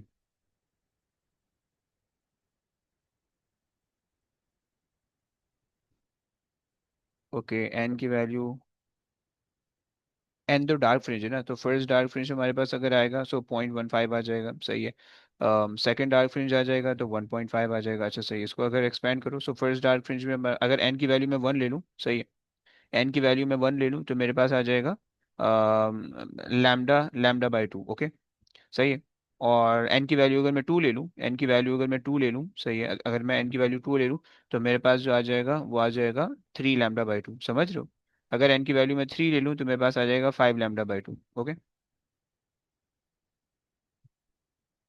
गलत कर दिया, एक सेकंड तो, कुछ गलती हो गई। सर अगर मैं एन की हाँ हाँ, 2 - 1 1 आप रखो, बी हाँ के सही। लॉजिक बताएंगे ये क्यों गलत है? फॉर्मूला तो यही याद किया होता हमने। बी वाला, बी वाला या ए वाला? डी वाला, डी वाला। ये देखो डी वाले में मसला पता है क्या है? अगर तुम एन की वैल्यू 1 रखोगे, एन की वैल्यू 1 रखोगे तो तुम्हारे पास क्या बनेगा? 3/2। 1.5। 3/2 लैम्डा, राइट। 0.5 मिस हो गया ना, पहला वाला ऑर्डर मिस हो गया, समझ रहे हो। थ्री ओवर टू लैम्डा का मतलब होता है कि सेकंड डार्क स्पॉट पे को ये स्पॉट कर रहा है, राइट? समझ रहे हो? और इसने कहा है कि सर ऑल लेकिन द एन तो हम लोग हाँ, एन ऑल द हम लोग वैल्यूज जीरो भी पॉजिटिव तो जीरो यूज यूज कर कर रहे रहे हैं। वैल्यूज, हैं। वही वही बता रहा हूँ कि all the positive values of N, zero positive नहीं होता, नेगेटिव भी नहीं होता। समझ रहे हो? जी जी। तो ये भंड है। सही है। सही है, तो ये हिसाब किताब है। सही हो गया। चलो, तो एन यहाँ पे इस वजह से जो है ना, आप डी इस्तेमाल नहीं कर सकते हो, क्योंकि डी अगर इस्तेमाल करोगे और एन को पॉजिटिव लेना है आपने, सही है, तो आपके पास जो है ये फर्स्ट डार्क स्पॉट जो है ना वो स्किप हो जाएगा। सही है। अगर आप ये ले लो तो इससे आपका काम हो जाएगा। सही है, क्योंकि अगर आप एन वन ले लो, सही है, तो आपके पास 1/2 आ जाएगा, एन टू ले लो तो आपके पास 3/2 आ जाएगा, एन थ्री ले लो तो 5/2 आ जाएगा, एन सो ऑन चलता रहेगा, राइट? इससे सही आ रहा है। अगर आप बी ऑप्शन सेलेक्ट करोगे तो उससे आपके पास आ जाएगा 1 2 3 4, वो के ब्राइट स्पॉट का आ जाएगा, राइट? और अगर आप पहला वाला एन लोगे, सही है, पहला वाला फॉर्मूला लोगे तो आपके पास जो है ना जो एन होगा, यानी फर्स्ट फॉर्मूले के अंदर अगर एन है तो अगर आप एन वन रख रहे हो तो 1/2 लैम्डा, सही है। एन अगर आप टू रख रहे हो तो 2/2, इससे भी सही हो रहा है। अब इसको भी देखते हैं। सही है। ये तो हमारे पास सर सी तो इससे हमारे कैसे पास सही सही हो हो रहा है। रहे वो? टू हाँ, और टू तो वन हो जाता है ना? 1/2 लैम्डा आ जाएगा एंड टू ओवर टू हाँ हो हाँ जाएगा। हाँ, सही है, सही है, सही है, क्योंकि एन जो है वो ऑल द पॉजिटिव वैल्यू है दैट इंक्लूड 1 2 3 4 5 6, सही है, तो ये गलत हो जाएगा इस वजह से। सही है ना? समझ गए हो? अब देखो, इस तरह के क्वेश्चन में थोड़ी सी आपकी लॉजिक नहीं लगने वाली है, ओके, क्योंकि हमने जो ये वाला फॉर्मूला बनाया होता है n+1/2 लैम्डा, राइट, ये ब्राइट स्पॉट को देख के बनाया होता है। समझ लो, डार्क स्पॉट को देख के नहीं बनाया होता है, इन्होंने डार्क स्पॉट को देख के बना रहे हैं, राइट? तो बी केयरफुल। समझ लो। चलो जी, आगे आ जाओ। तुमसे कह रहा है कि green light is incident normally on the diffraction grading and form a diffraction pattern on a distance. Okay, green light है, okay, which change on its own decrease the separation of the diffraction maxima on the screen. Okay, यानी fringe spacing आपने कम करनी है। सही है। So x equals to lambda D over a, right? इन तीनों में से कोई एक चीज अगर कम करोगे, increase the distance, no you have to decrease it, तो इंक्रीज से तो काम नहीं चलेगा। Replace the diffraction grating with a grating that has a smaller separation, slit separation को अगर कम कर दोगे तो फ्रिंज स्पेसिंग बढ़ जानी चाहिए, राइट? तो ये तो सही लग रहा है मुझे। ओके, अच्छा जनाब। और तीसरा देखिए, replace the diffraction grating with a grating that has fewer slits per length, fewer slits per length. ये डबल स्प्लिट है या डिफ्रैक्शन? अच्छा, diffraction grating, sorry, my bad. N lambda is equal to D sine theta से फिर सोचना पड़ेगा। सही है, फिर नहीं हो सकता ये। सो replace the diffraction grating with a grating that has smaller separation. Okay, अच्छा, बेसिकली इसके अंदर हमसे पूछा एन के बारे में पूछा, राइट? अगर ये डिक्रीज करोगे तो एन डिक्रीज हो जाएगा, सही है, तो ये गलत हो जाएगा, फिर स्मॉलर की वजह से लार्जर होना चाहिए, राइट? अच्छा, replace the grating with a grating that has a fewer slits. Fewer slits का मतलब है कि distance between the two slit will increase. Okay, तो ये इंक्रीज होगा, ये इंक्रीज हो जाएगा, so that is correct. Okay, ये तो सही लग रहा है। Replace the green light with a red light. अच्छा जी, N is inversely proportional to lambda होता है, रेड लाइट की वेवलेंथ ज्यादा होती है तो एन कम हो जाएगा, राइट? तो C is a possible option, right? समझ पा रहे हो भाई? सर एक दफा सी का रिपीट कर रहे हैं, ओके, बाकी समझ आना। देखो सी का सीन ये है। सर हाँ, बोल भाई।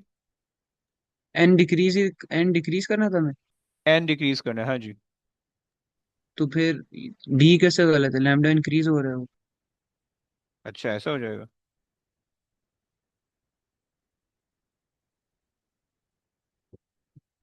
नहीं नहीं, एन इंक्रीज करना है ना, सॉरी, बाय बाय। देखो, पहले क्वेश्चन समझ लो, दोबारा से क्वेश्चन समझ लो। मैंने डिफ्रैक्शन की वजह से, मैंने यंग लेवल स्लिट की वजह से समझाया हुआ है, तो उससे गलत हो रहा है। देखो, उसने कहा कि which change on its own decrease the separation of the diffraction maxima. Decrease the separation of the diffraction maxima का मतलब ये है कि you will see more number of maximas. Okay, क्योंकि सेपरेशन कम हो गई है, मतलब पहले यहाँ पे एक दिख रहा था, सही है, और अगर दूर दूर पहले दिख रहे थे, सही है, तो अब करीब करीब आ गए, सही, अब करीब करीब आ गए। अगर पहले ये हिसाब किताब था, सही है, सो अब जो है वो तुम्हारे पास इन्हीं को अगर तुम कॉपी पेस्ट कर दो, सही, ये तुम्हारे पास अब करीब करीब आ चुके होंगे, सही है।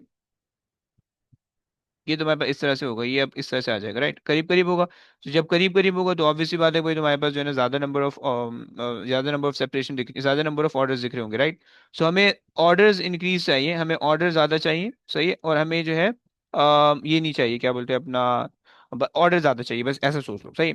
सो एन इंक्रीज करना है हमें, N is equal to D sine theta over lambda, okay.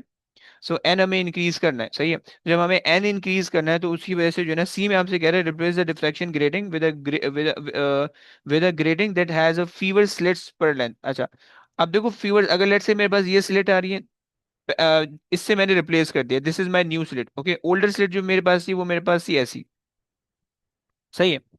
अब देखो स्लिट सेपरेशन, मेरे पास ये जो डी है, ये जो डी है, ये बेसिकली ये चीज, ये लेंथ होती है, राइट। दो लाइंस के बीच का डिस्टेंस होता है, राइट। तो अगर आप फीवर स्लिट्स कर रहे हो पर लेंथ, तो इसका मतलब है कि डिस्टेंस बिटवीन द स्लिट्स यानी डी इंक्रीजेस, राइट। और अगर आपके पास ग्रेटर नंबर ऑफ स्लिट्स हैं तो इसका मतलब है D between, like between the two slits का जो डिस्टेंस है वो इंक्रीज डिक्रीज हो जाएगा, राइट। समझ पा रहे हो भाई? वो भी समझ रहे हो? जी सर। परफेक्ट हो गया। चलो जी, सर एक बार समझा सकते हैं? एक बार और समझा दूं, क्या समझाऊं भाई? कोई स्पेसिफिक चीज? ये डिफ्रैक्शन रेटिंग वाला पार्ट। हाँ, क्या मतलब समझा नहीं भाई। मतलब आप इसको फ्यूल भी कर रहे हैं, अगर आप फ्यूल करेंगे तो फिर सेपरेशन सेपरेशन इंक्रीज देखो नहीं हो जाएगी? यहाँ पे देखो, ये जो हमारे पास है ना, greater grating that has a fewer slits per length, D is not the slits per unit length, okay. D ये नहीं है, राइट। डी ये चीज है, डी ये वाली चीज है, Sir, okay. why isn't D correct? Why isn't B correct? The diffraction D. grating with the grating that has D for dog? Yeah. Bro वो तो रेड लाइट है ना, रेड लाइट की वेवलेंथ ज्यादा होती है तो उससे आपका एन कम हो जाएगा ना। We want Yes, greater number of, sir. We want greater number So of N. it's a decrease separation. बच्चा सेपरेशन डिक्रीज करना है, ये वाली चीज डिक्रीज करनी है आपने। तो उसकी वजह से जब आप ये चीज डिक्रीज करोगे so you can see more number of orders on the screen, समझ रहे हो ना? सर तो एक क्वेश्चन है, आप यहाँ पे lambda Yes. Equal to A X over D इस्तेमाल क्यों नहीं कर रहे? ए एक्स ओवर डी, अबे वो डिफ्रैक्शन ग्रेटिंग है ना ये वाला, इस वजह से हम ये इस्तेमाल कर रहे हैं। देखो पहले तो ये समझ लो कि x equals to lambda D over a, और ये दोनों फार्मूला बेसिकली समवॉट एक ही फार्मूला होते हैं, राइट। हमने इसके अंदर अजम्पशन करके ना ये फार्मूला बनाया होता है, दोनों सिस्टम एक ही, दोनों सिनेरियो एक ही, सब कुछ एक ही हो रहा होता है, राइट। तो वो फार्मूला आप बहुत ज्यादा, उससे कोई फर्क नहीं पड़ेगा, दोनों फार्मूला से देखो कोई फर्क नहीं पड़ेगा, राइट। लेकिन बस हमने अभी फिलहाल अपने लेवल पे समझने के लिए आसान सी चीज रखी, भाई डिफ्रैक्शन ग्रेटिंग है उसका फार्मूला लगा लो, सही है। इंटरफेरेंस है तो उसका फार्मूला लगा लो, सही है। ये सिंपल सी चीज होगी, समझ रहे हो? यहाँ तक समझ गए हो? अब बताओ और क्या पूछना है Yusuf? Sir fewer slits per unit length is N is equal to 1 over D, हाँ ये होगा। हाँ, ये यस।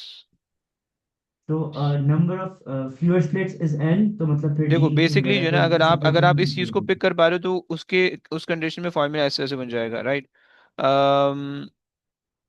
पर यूनिट लेंथ, सो आपके पास जो हो जाएगा एन, और डी यहाँ पे आ जाएगा, एन लैम्डा ये आ जाएगा, right. So D is constant, ये कैपिटल डी कांस्टेंट है, but you are decreasing that so that this increases, right. ये अगर आप ये समझ पा रहे हो तो ये इसका ये मतलब है, राइट। क्लियर हो गया? सही है सर। बस ये कहानी है। सही, अगर नहीं समझ में आया तो इसको स्किप कर दो, बस तुम्हें ये पता होना चाहिए कि fever number of slits per unit length का क्या मतलब है, ओके। बस तुम्हें फीवर नंबर ऑफ, तुम्हें तुम्हें ये जो स्मॉल डी होता है ना, स्मॉल डी जो होता है वो डिस्टेंस बिटवीन द स्लिट बताता है, राइट। अगर फीवर नंबर ऑफ स्लिट है तो डिस्टेंस इंक्रीज हो जाएगा, distance between the slit, right. अगर ग्रेटर नंबर ऑफ स्लिट्स हैं तो distance between the slit decrease हो जाएगा, बस ये कॉन्सेप्ट है, ओके। इलेक्ट्रिक फील्ड के दोनों क्वेश्चन सिलेबस में नहीं है भाई। तुमसे कह रहा है कि the current I equals to in the wire, okay, given by this equation where n is the number density of the free electron, a is the cross-sectional area of the wire, v is the different velocity of the free electron, and q is the charge of the electron, which relationship is not used in the derivation of this equation, okay। ये हम use करते हैं, ये भी हम use करते हैं, number is equal to number density times area, ये भी हम यूज करते हैं, ये यूज नहीं करते।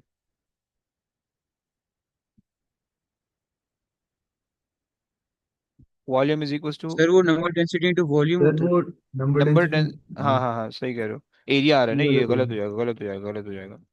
सही है, ये यूज हो जाएगा, सही हो गया। तो बस ये कहानी है। अच्छा जी, चलो गुड हो गया। अब देखो आसान आसान क्वेश्चन आ रहे हैं इसलिए मैं तुम्हें तंग नहीं कर रहा हूँ किसी को भी, सही है। तुमसे कह रहा है कि circuit contain two resistor P and Q, power supply of the negligible internal resistance is shown, okay. The current in the P is 2 ampere and the power dissipated in P is 18 watt. सही, तुम्हें पता है कि current अगर यहाँ पे 2 ampere है तो यहाँ पे भी 2 एम्पियर होना चाहिए, राइट, ओके। एंड अगर यहाँ पे जो है वो तुम्हें पता चल रहा है 18 वॉट, तुम्हारे पास आ रहा है, तो तुम इसकी रेजिस्टेंस भी निकाल सकते हो, इसका वोल्टेज भी निकाल सकते हो, right. The resistor Q dissipate this much amount of energy when the charge of this passes through it, okay.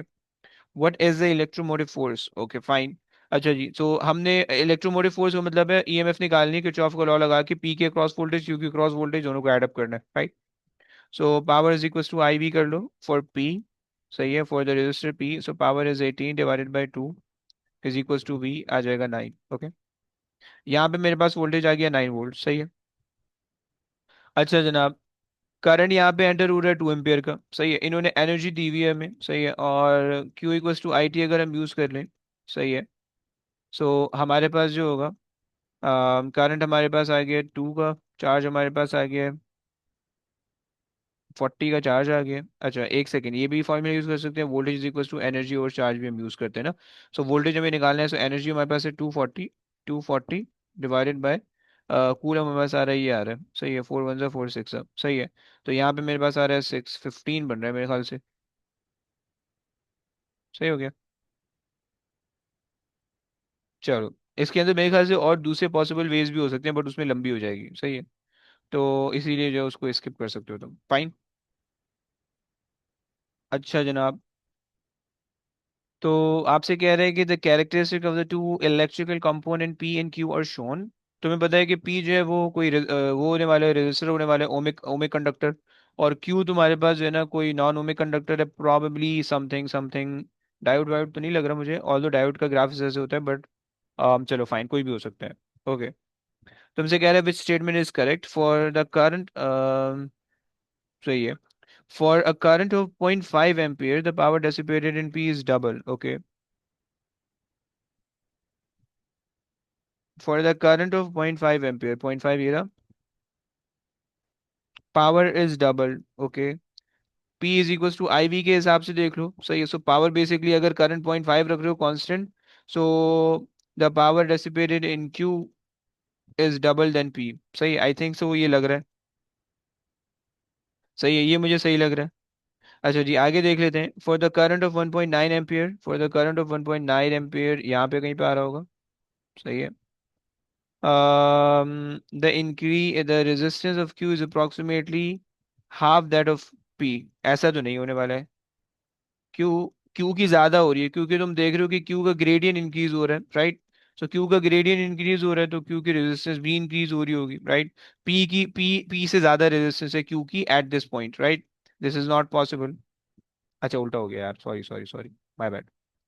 उसने तुमसे कहा है आई और वी का ग्राफ बनाया हुआ है, सही, आई और वी का। सो आई और वी का मतलब है कि रेजिस्टेंस क्यू की कम होगी, पी की ज्यादा होगी, राइट।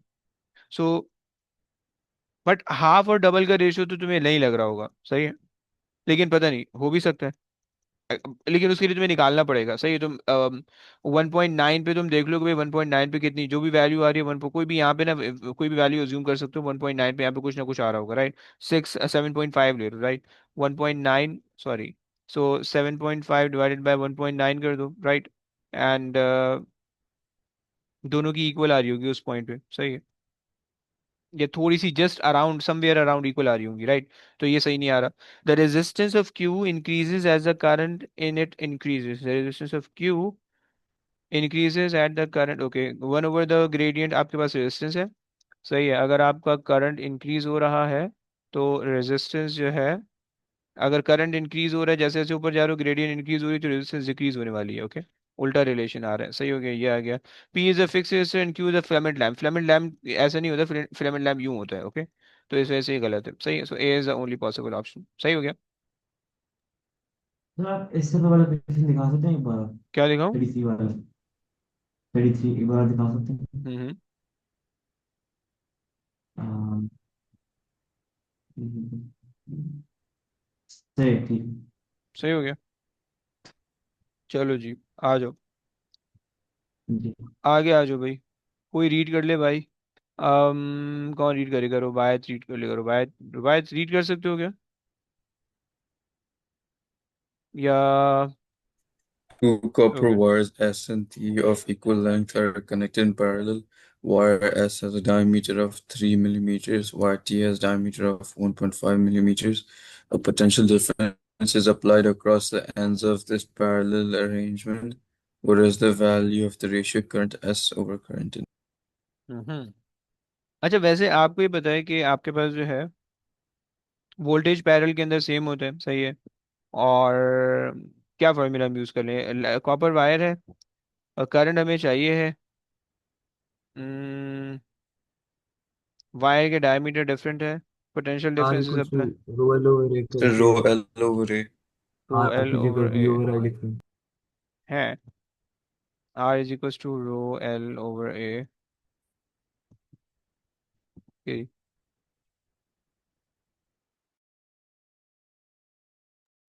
अच्छा जी, सो वी ओवर आई ले रहे हो, सही है। लेकिन यार इक्वल लेंथ है, चलो फाइन फाइन फाइन, सही हो गया। मैं इसको रिप्लेस कर देता हूँ पाई डी स्क्वायर ओवर 4 से, राइट। पहले मैं फॉर्मूला बना रहा हूँ, उसके बाद मैं सॉल्व करूंगा, ओके। सो तुम्हारे पास वोल्टेज सेम होने वाला है, रेजिस्टिविटी सेम होने वाली है, लेंथ सेम होने वाला है, पाई आर सब सेम होने वाला है, राइट। सो 1/i, मैं सब इग्नोर कर रहा हूँ, is equals to 1/d square, right. So इसका मतलब है डायरेक्टली प्रोपोर्शनल आ रहे हैं, यानी I1/d1 square is equals to I2/d2 square, right. Simple सा फॉर्मूला मैंने रिलेट कर दिया, ओके। अब आ जाओ, अब इसको इंसान बना लेते हैं, सही है। यहाँ से इसको हटा देते हैं, सही है। तुम्हें चाहिए current in the S, okay. So I in S divided by I in T equals to D in S square divided by D in T square, okay. सही हो गया। अच्छा जी, आ जाओ भैया। So the wire S has a diameter 3, the wire is 1.5, okay. Millimetre की तुम्हें टेंशन लेने की जरूरत नहीं है, सॉल्व कर लो भाई। 4 आ जाएगा या 0.5 आ जाएगा या 4 आ जाएगा, वन ए या डी में से कोई होगा। बल्कि ए होना, डी होना चाहिए, डी होना चाहिए। तुम लोग आ रहे डी? डी होना चाहिए, सही है। क्योंकि 3 स्क्वायर 1.5 इज बेसिकली 3/2 ना, तो उसका स्क्वायर करोगे तो 9 से 9 कैंसिल हो जाएगा, सिर्फ 4 बच जाएगा, सही है। चलो जी। अच्छा जी, ऑसिलोस्कोप का सिंबल मतलब तुमसे वी ओवर पूछ। आर नहीं कर रहे, हाँ, अब वी ओवर आर नहीं कर रहे, V over R V over R क्या मतलब? मतलब V over R ratio V over R ऐसे नहीं कर सकते। वी तो कांस्टेंट है ना, तो उसका फायदा ही नहीं होगा फिर वी लेने को, तो कैंसिल हो जाएगा फिर उस पर फिर वी को रेशो। अगर वन ले लें, अगर वी को वन ले लें। आए, तो वो कांस्टेंट है ना, कांस्टेंट को ले क्यों रहे हो? रेशो के अंदर तो कांस्टेंट ले क्यों रहे हो? जो चीज वेरी कर रही है उसको लोगे ना, नहीं नहीं समझा? नहीं। भाई देखो ना, आपके पास उसने पैरेलल अरेंजमेंट दी हुई है, तो पैरेलल अरेंजमेंट के अंदर तो वोल्टेज सेम होगा, राइट। अगर आप जी। ले रहे हो वी ओवर आर, ऐसा ले रहे हो। यस। अगर तो आप वी ओवर आर ले रहे हो, तो फिर करंट का क्या बनेगा? करंट कहाँ से लाओगे फिर? वी ओवर आई लेंगे ना हम, क्योंकि रेजिस्टेंस को हमने रिप्लेस करना है ना वोल्टेज ओवर करंट से, समझ रहे हो? नहीं समझ रहे? ये नहीं फॉर्मूला है, समझा। ये फॉर्मूला है, सही है। इस फॉर्मूला के अंदर रेजिस्टेंस हमें नहीं पता है, उसने वोल्टेज सेम रखा हुआ है, करंट तो उसने। I is equal to V over R नहीं होता। हाँ, अबे V equals to I R होता है, ऐसा चमाट पड़ेगा ना। हाँ तो I equal to V over R हो गया ना, फिर current equal to V over R. अबे तो आर तो हमें चाहिए नहीं ना, V over I is equals to R, ऐसा होता है, इसमें कोई मसला तो नहीं है। नहीं कोई मसला नहीं। आर की जगह पे मैं वी ओवर आई रिप्लेस कर देता हूँ, क्योंकि भाई आर तो मेरे पास पहले से इक्वेशन के अंदर है ना, अगर वो है तो दोबारा से क्यों लेके आ रहे हो उसको वहां पे, और लाओगे किसकी जगह पे? अगर आप ये कर रहे हो V over R is equal to I, इसको लेके कहाँ जाओगे? इसको कहाँ पे रखोगे? इसको इस इक्वेशन में कैसे डालोगे? ओह ओके ठीक है। समझ रहे हो? अच्छा, अब जी जी। अगर आप बोलो कि भाई ओके वी ओवर आर को ऐसे ही रहने देते हैं, इसी का डायरेक्ट रेशियो ले लेते हैं, तो भाई फिर इसका क्या करोगे? अब एक काम ये कर सकते हो कि फिर भाई फिर डायरेक्ट आर की रेजिस्टेंस का रेशियो निकाल लो, सही है, ए की रेजिस्टेंस है, और फिर उसको यहाँ पे डाल दो, राइट, वो लंबी हो जाएगी, सही है। बट आपके ऊपर है वो, सही हो गया, समझ लो। कद्दू भी समझ में आया होगा ठीक दूसरा ठीक वाला। है। बट कह रहे जो जो समझ में आ गया वो उससे काम चलाओ। अच्छा जी, तुमसे कह रहे ऑसिलोस्कोप। ऑसिलोस्कोप जो है ना वो तुम्हारे पास सी होता है, बस ये तुम्हें पता होना चाहिए। डी जो है वो तुम्हारे पास बेल होती है, सही है। ये जो है तुम्हारे पास एसी पावर सप्लाई होती है। और ये तुम्हारे पास माइक होता है, सही हो गया। चलो, आज अभी रीड करने वाला कोई है हमारे पास? वजी रीड कर लेगा, वजी। वजी, यस सर। अरे है। आवाज से बढ़ना, थोड़ा सा करीब तो आया यार। सर मैं गरीब हूँ, मेरे कुछ एयरपोर्ट शू कर रहे हैं। अरे मालिक की 17 कर दो एयरपोर्ट तुम्हारे। अच्छा आओ। Three identical cells, each of EMF and internal resistance are connected as shown. What is the potential difference between point X and Y? Point X and Y. Hmm.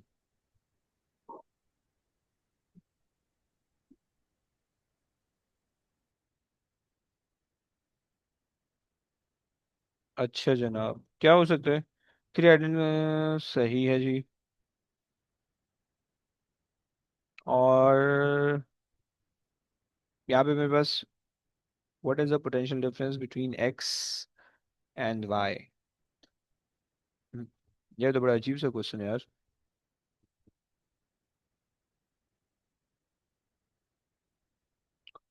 अच्छा जी, अगर हम इसको ट्राई करें सॉल्व करने के लिए तो हमारे पास ये हो जाएगा।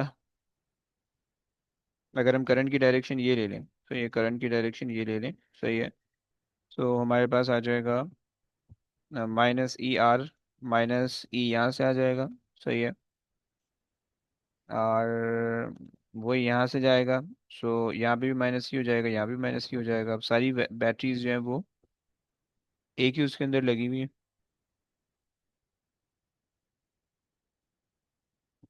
ये यहाँ से अगर हम करंट पास करेंगे, सो यार ये तो बड़ी गंदी चीज़ आ रही है यार। सो यहाँ पे हो जाएगा I times R and then -E and then वही करंट यहाँ से जाएगा। So I times R and then -E, सही है। -E, सही है। And then I times R -E, सही है। ये अगर तुम उल्टा करंट मूव करोगे तो प्लस ही आ जाएगा। सो 3E इज इक्वल्स टू, नहीं, अगर हम पोटेंशियल डिफरेंस एक्स वाई का देख रहे हैं, यहाँ पे पॉजिटिव ई आ रहा है, यहाँ पे नेगेटिव ई आ रहा है, सही है। और अच्छा चलो जीरो ले लेते हैं, जीरो बन रहा है।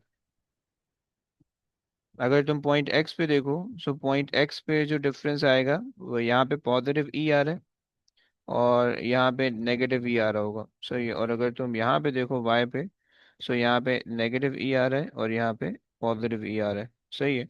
सो यहाँ ये दोनों भी कैंसिल आउट हो रहे होंगे, ये दोनों भी कैंसिल आउट हो रहे होंगे। तो तुम्हारे पास ओवरऑल जो डिफरेंस बन रहा होगा, यानी जो ओवरऑल पोटेंशियल एट एक्स वो भी जीरो है, पोटेंशियल एट वाई वो भी जीरो है, तो पोटेंशियल डिफरेंस भी जीरो है। सही हो गया। इसका आंसर है क्या वैसे?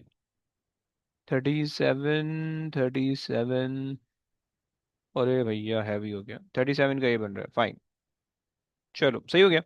सो बस हमने उन दो पॉइंट पे पोटेंशियल, क्योंकि पोटेंशियल डिफरेंस के लिए तुमने सबसे पहले ये फिगर आउट करना होता है कि किसी भी एक पॉइंट पे पोटेंशियल क्या है, राइट। तो इस एक पॉइंट पे पोटेंशियल हमने निकाल लिया कि भाई यहाँ से और यहाँ से कैंसिल आउट हो गए, सही। और यहाँ से और यहाँ से कैंसिल आउट हो गए, तो हमारे पास ये जीरो जीरो हो गए, सही हो गया। चलो आ जाओ भाई। सर वो वहाँ पे अरे भाई नेगेटिव ही साहब, कैसे आया था? हाँ, ये भाई देखो, जो जो जिस टर्मिनल से कनेक्टेड है मैंने उसको नियर बाय साइन दे दिया, राइट। यहाँ पे पॉजिटिव, ये पॉजिटिव टर्मिनल है, ये नेगेटिव टर्मिनल है, सही है। तो इस वजह से मैंने पॉजिटिव ई दे दिया, नेगेटिव ई दे दिया, राइट। यहाँ पे ये नेगेटिव से कनेक्टेड है और यहाँ पे पॉजिटिव से कनेक्टेड है, राइट। तो जब पोटेंशियल डिफरेंस, जब पोटेंशियल बी निकालोगे तो यहाँ पे समवॉट नेगेटिव ई अपीयर हो रहा होगा। Although not negative E, but वो थोड़ा बहुत lesser than negative E, but appear हो रहा होगा नेगेटिव से वो उसके साथ। समझ लो।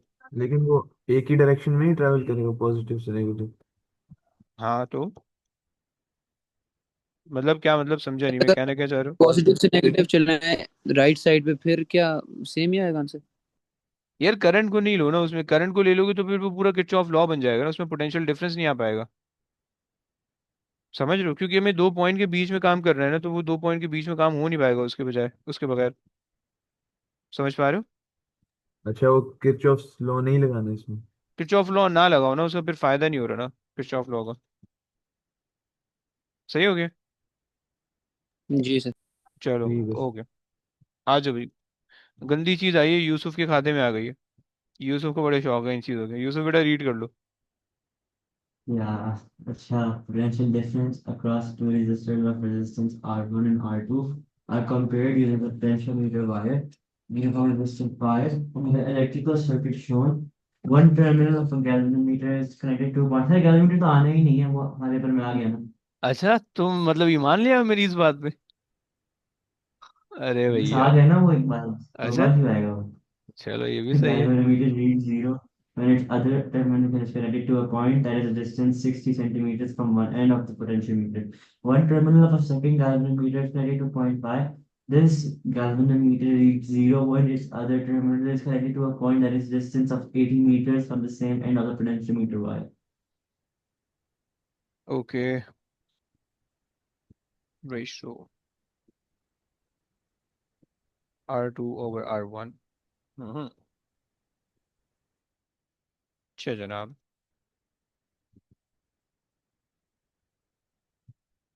कुछ आइडिया?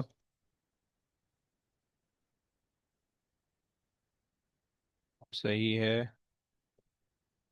अच्छा जी। देखो, अगर मैं इसको अम, लेकिन यार मैं इसको कैसे बता पाऊँ तुम्हें? ये मेरे पास आ जाएगा 60 over the total length which is let's say L is the total length. Okay. और मैं इसको मल्टीप्लाई कर देता हूँ। जो भी मेरे पास इनपुट वोल्टेज है right is equals to output voltage right. और आउटपुट वोल्टेज मेरे पास आ रहा होगा R1।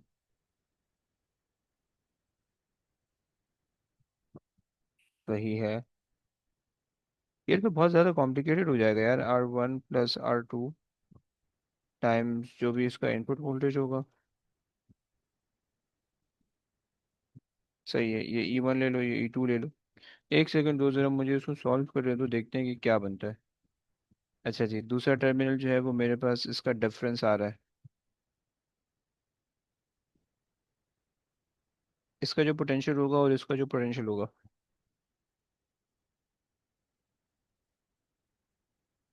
वेट। ये भी जीरो रीड कर रहा है और ये भी जीरो रीड कर रहा है। इसका मतलब ये हुआ कि जो पोटेंशियल यहाँ पे है और जो पोटेंशियल यहाँ पे है वही पोटेंशियल यहाँ पे भी है और वही पोटेंशियल यहाँ पे भी है। ओके। सो अगर मैं इसका पोटेंशियल निकाल लूँ, सही है, और इस पॉइंट का पोटेंशियल निकाल लूँ, और मैं इस पॉइंट का और इस पॉइंट का पोटेंशियल निकाल के उससे सॉल्व कर लूँ, तो मेरे पास कुछ ना कुछ तो बन जाना चाहिए। ओके।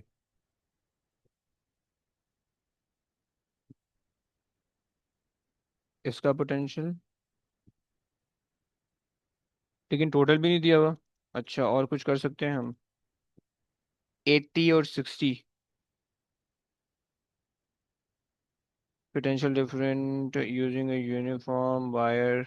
नहीं, ये इसकी लेंथ भी नहीं दी हुई। लेंथ अपनी तरफ से अज्यूम करेंगे तो भी फंसेंगे। ये हमारे पास आ जाएगा 20 आ जाएगा ये। 20 सही है। ये 20 और इस 20 के पोटेंशियल डिफरेंस को हमने देखना है। सही है। जो हमारे पास पोटेंशियल यहाँ पे आएगा, पहले मुझे लॉजिक बनाने दो कि कोई लॉजिक बन रही है। मेरे पास तो कोई ऐसे लॉजिक नहीं बन पा रही है।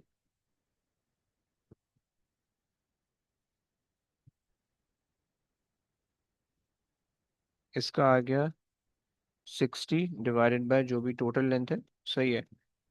तो ये मुझे दे देगा, कोई भी वोल्टेज वैल्यू दे देगा V। सही है।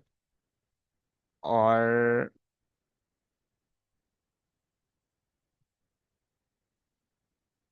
मुझे निकालना है 80 divided by total length times जो भी मुझे वैल्यू दे देगा V।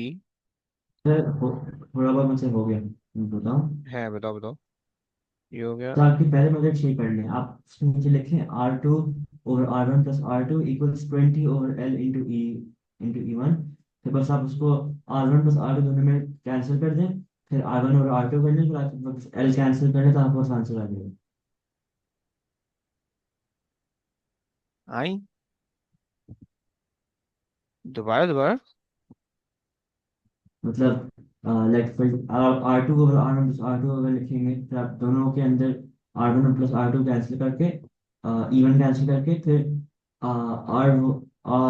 R2/R1 का ऐसे लिख के आपको पूरा आंसर मिल जाएगा। यार उससे ना मसला ये होगा कि वो थोड़ा सा ना उसमें कॉन्सेप्ट गलत बन रहा है यार, मैं अगर यहाँ से बनाऊँ ना, ये मसला है।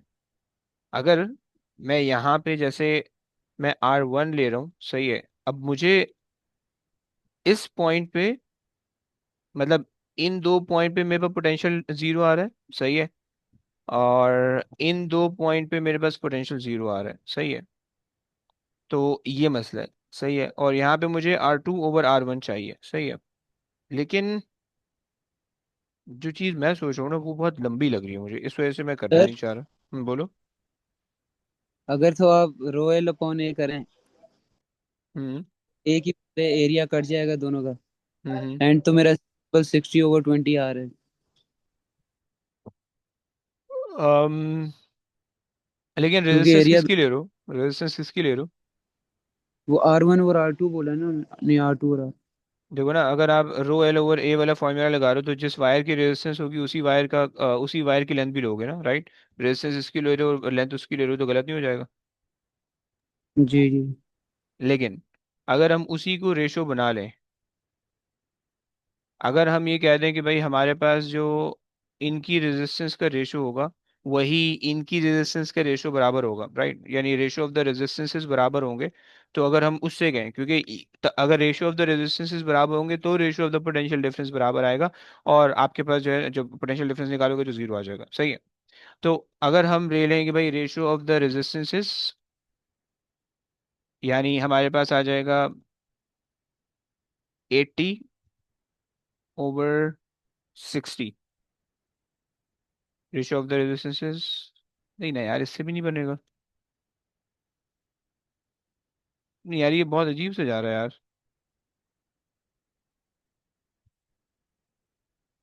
सर यही अगर हम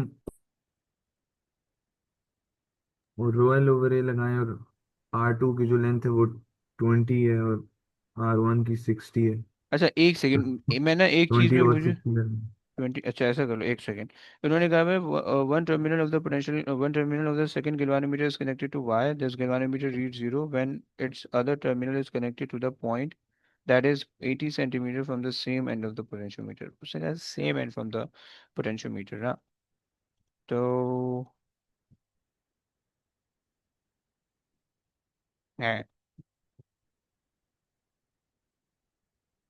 यार, सेम एंड का है ना, बस ये मसला है, ये सारी चीज़ यहीं पे, सारी चीज़ें यहीं यहीं पे आके फंस रही है।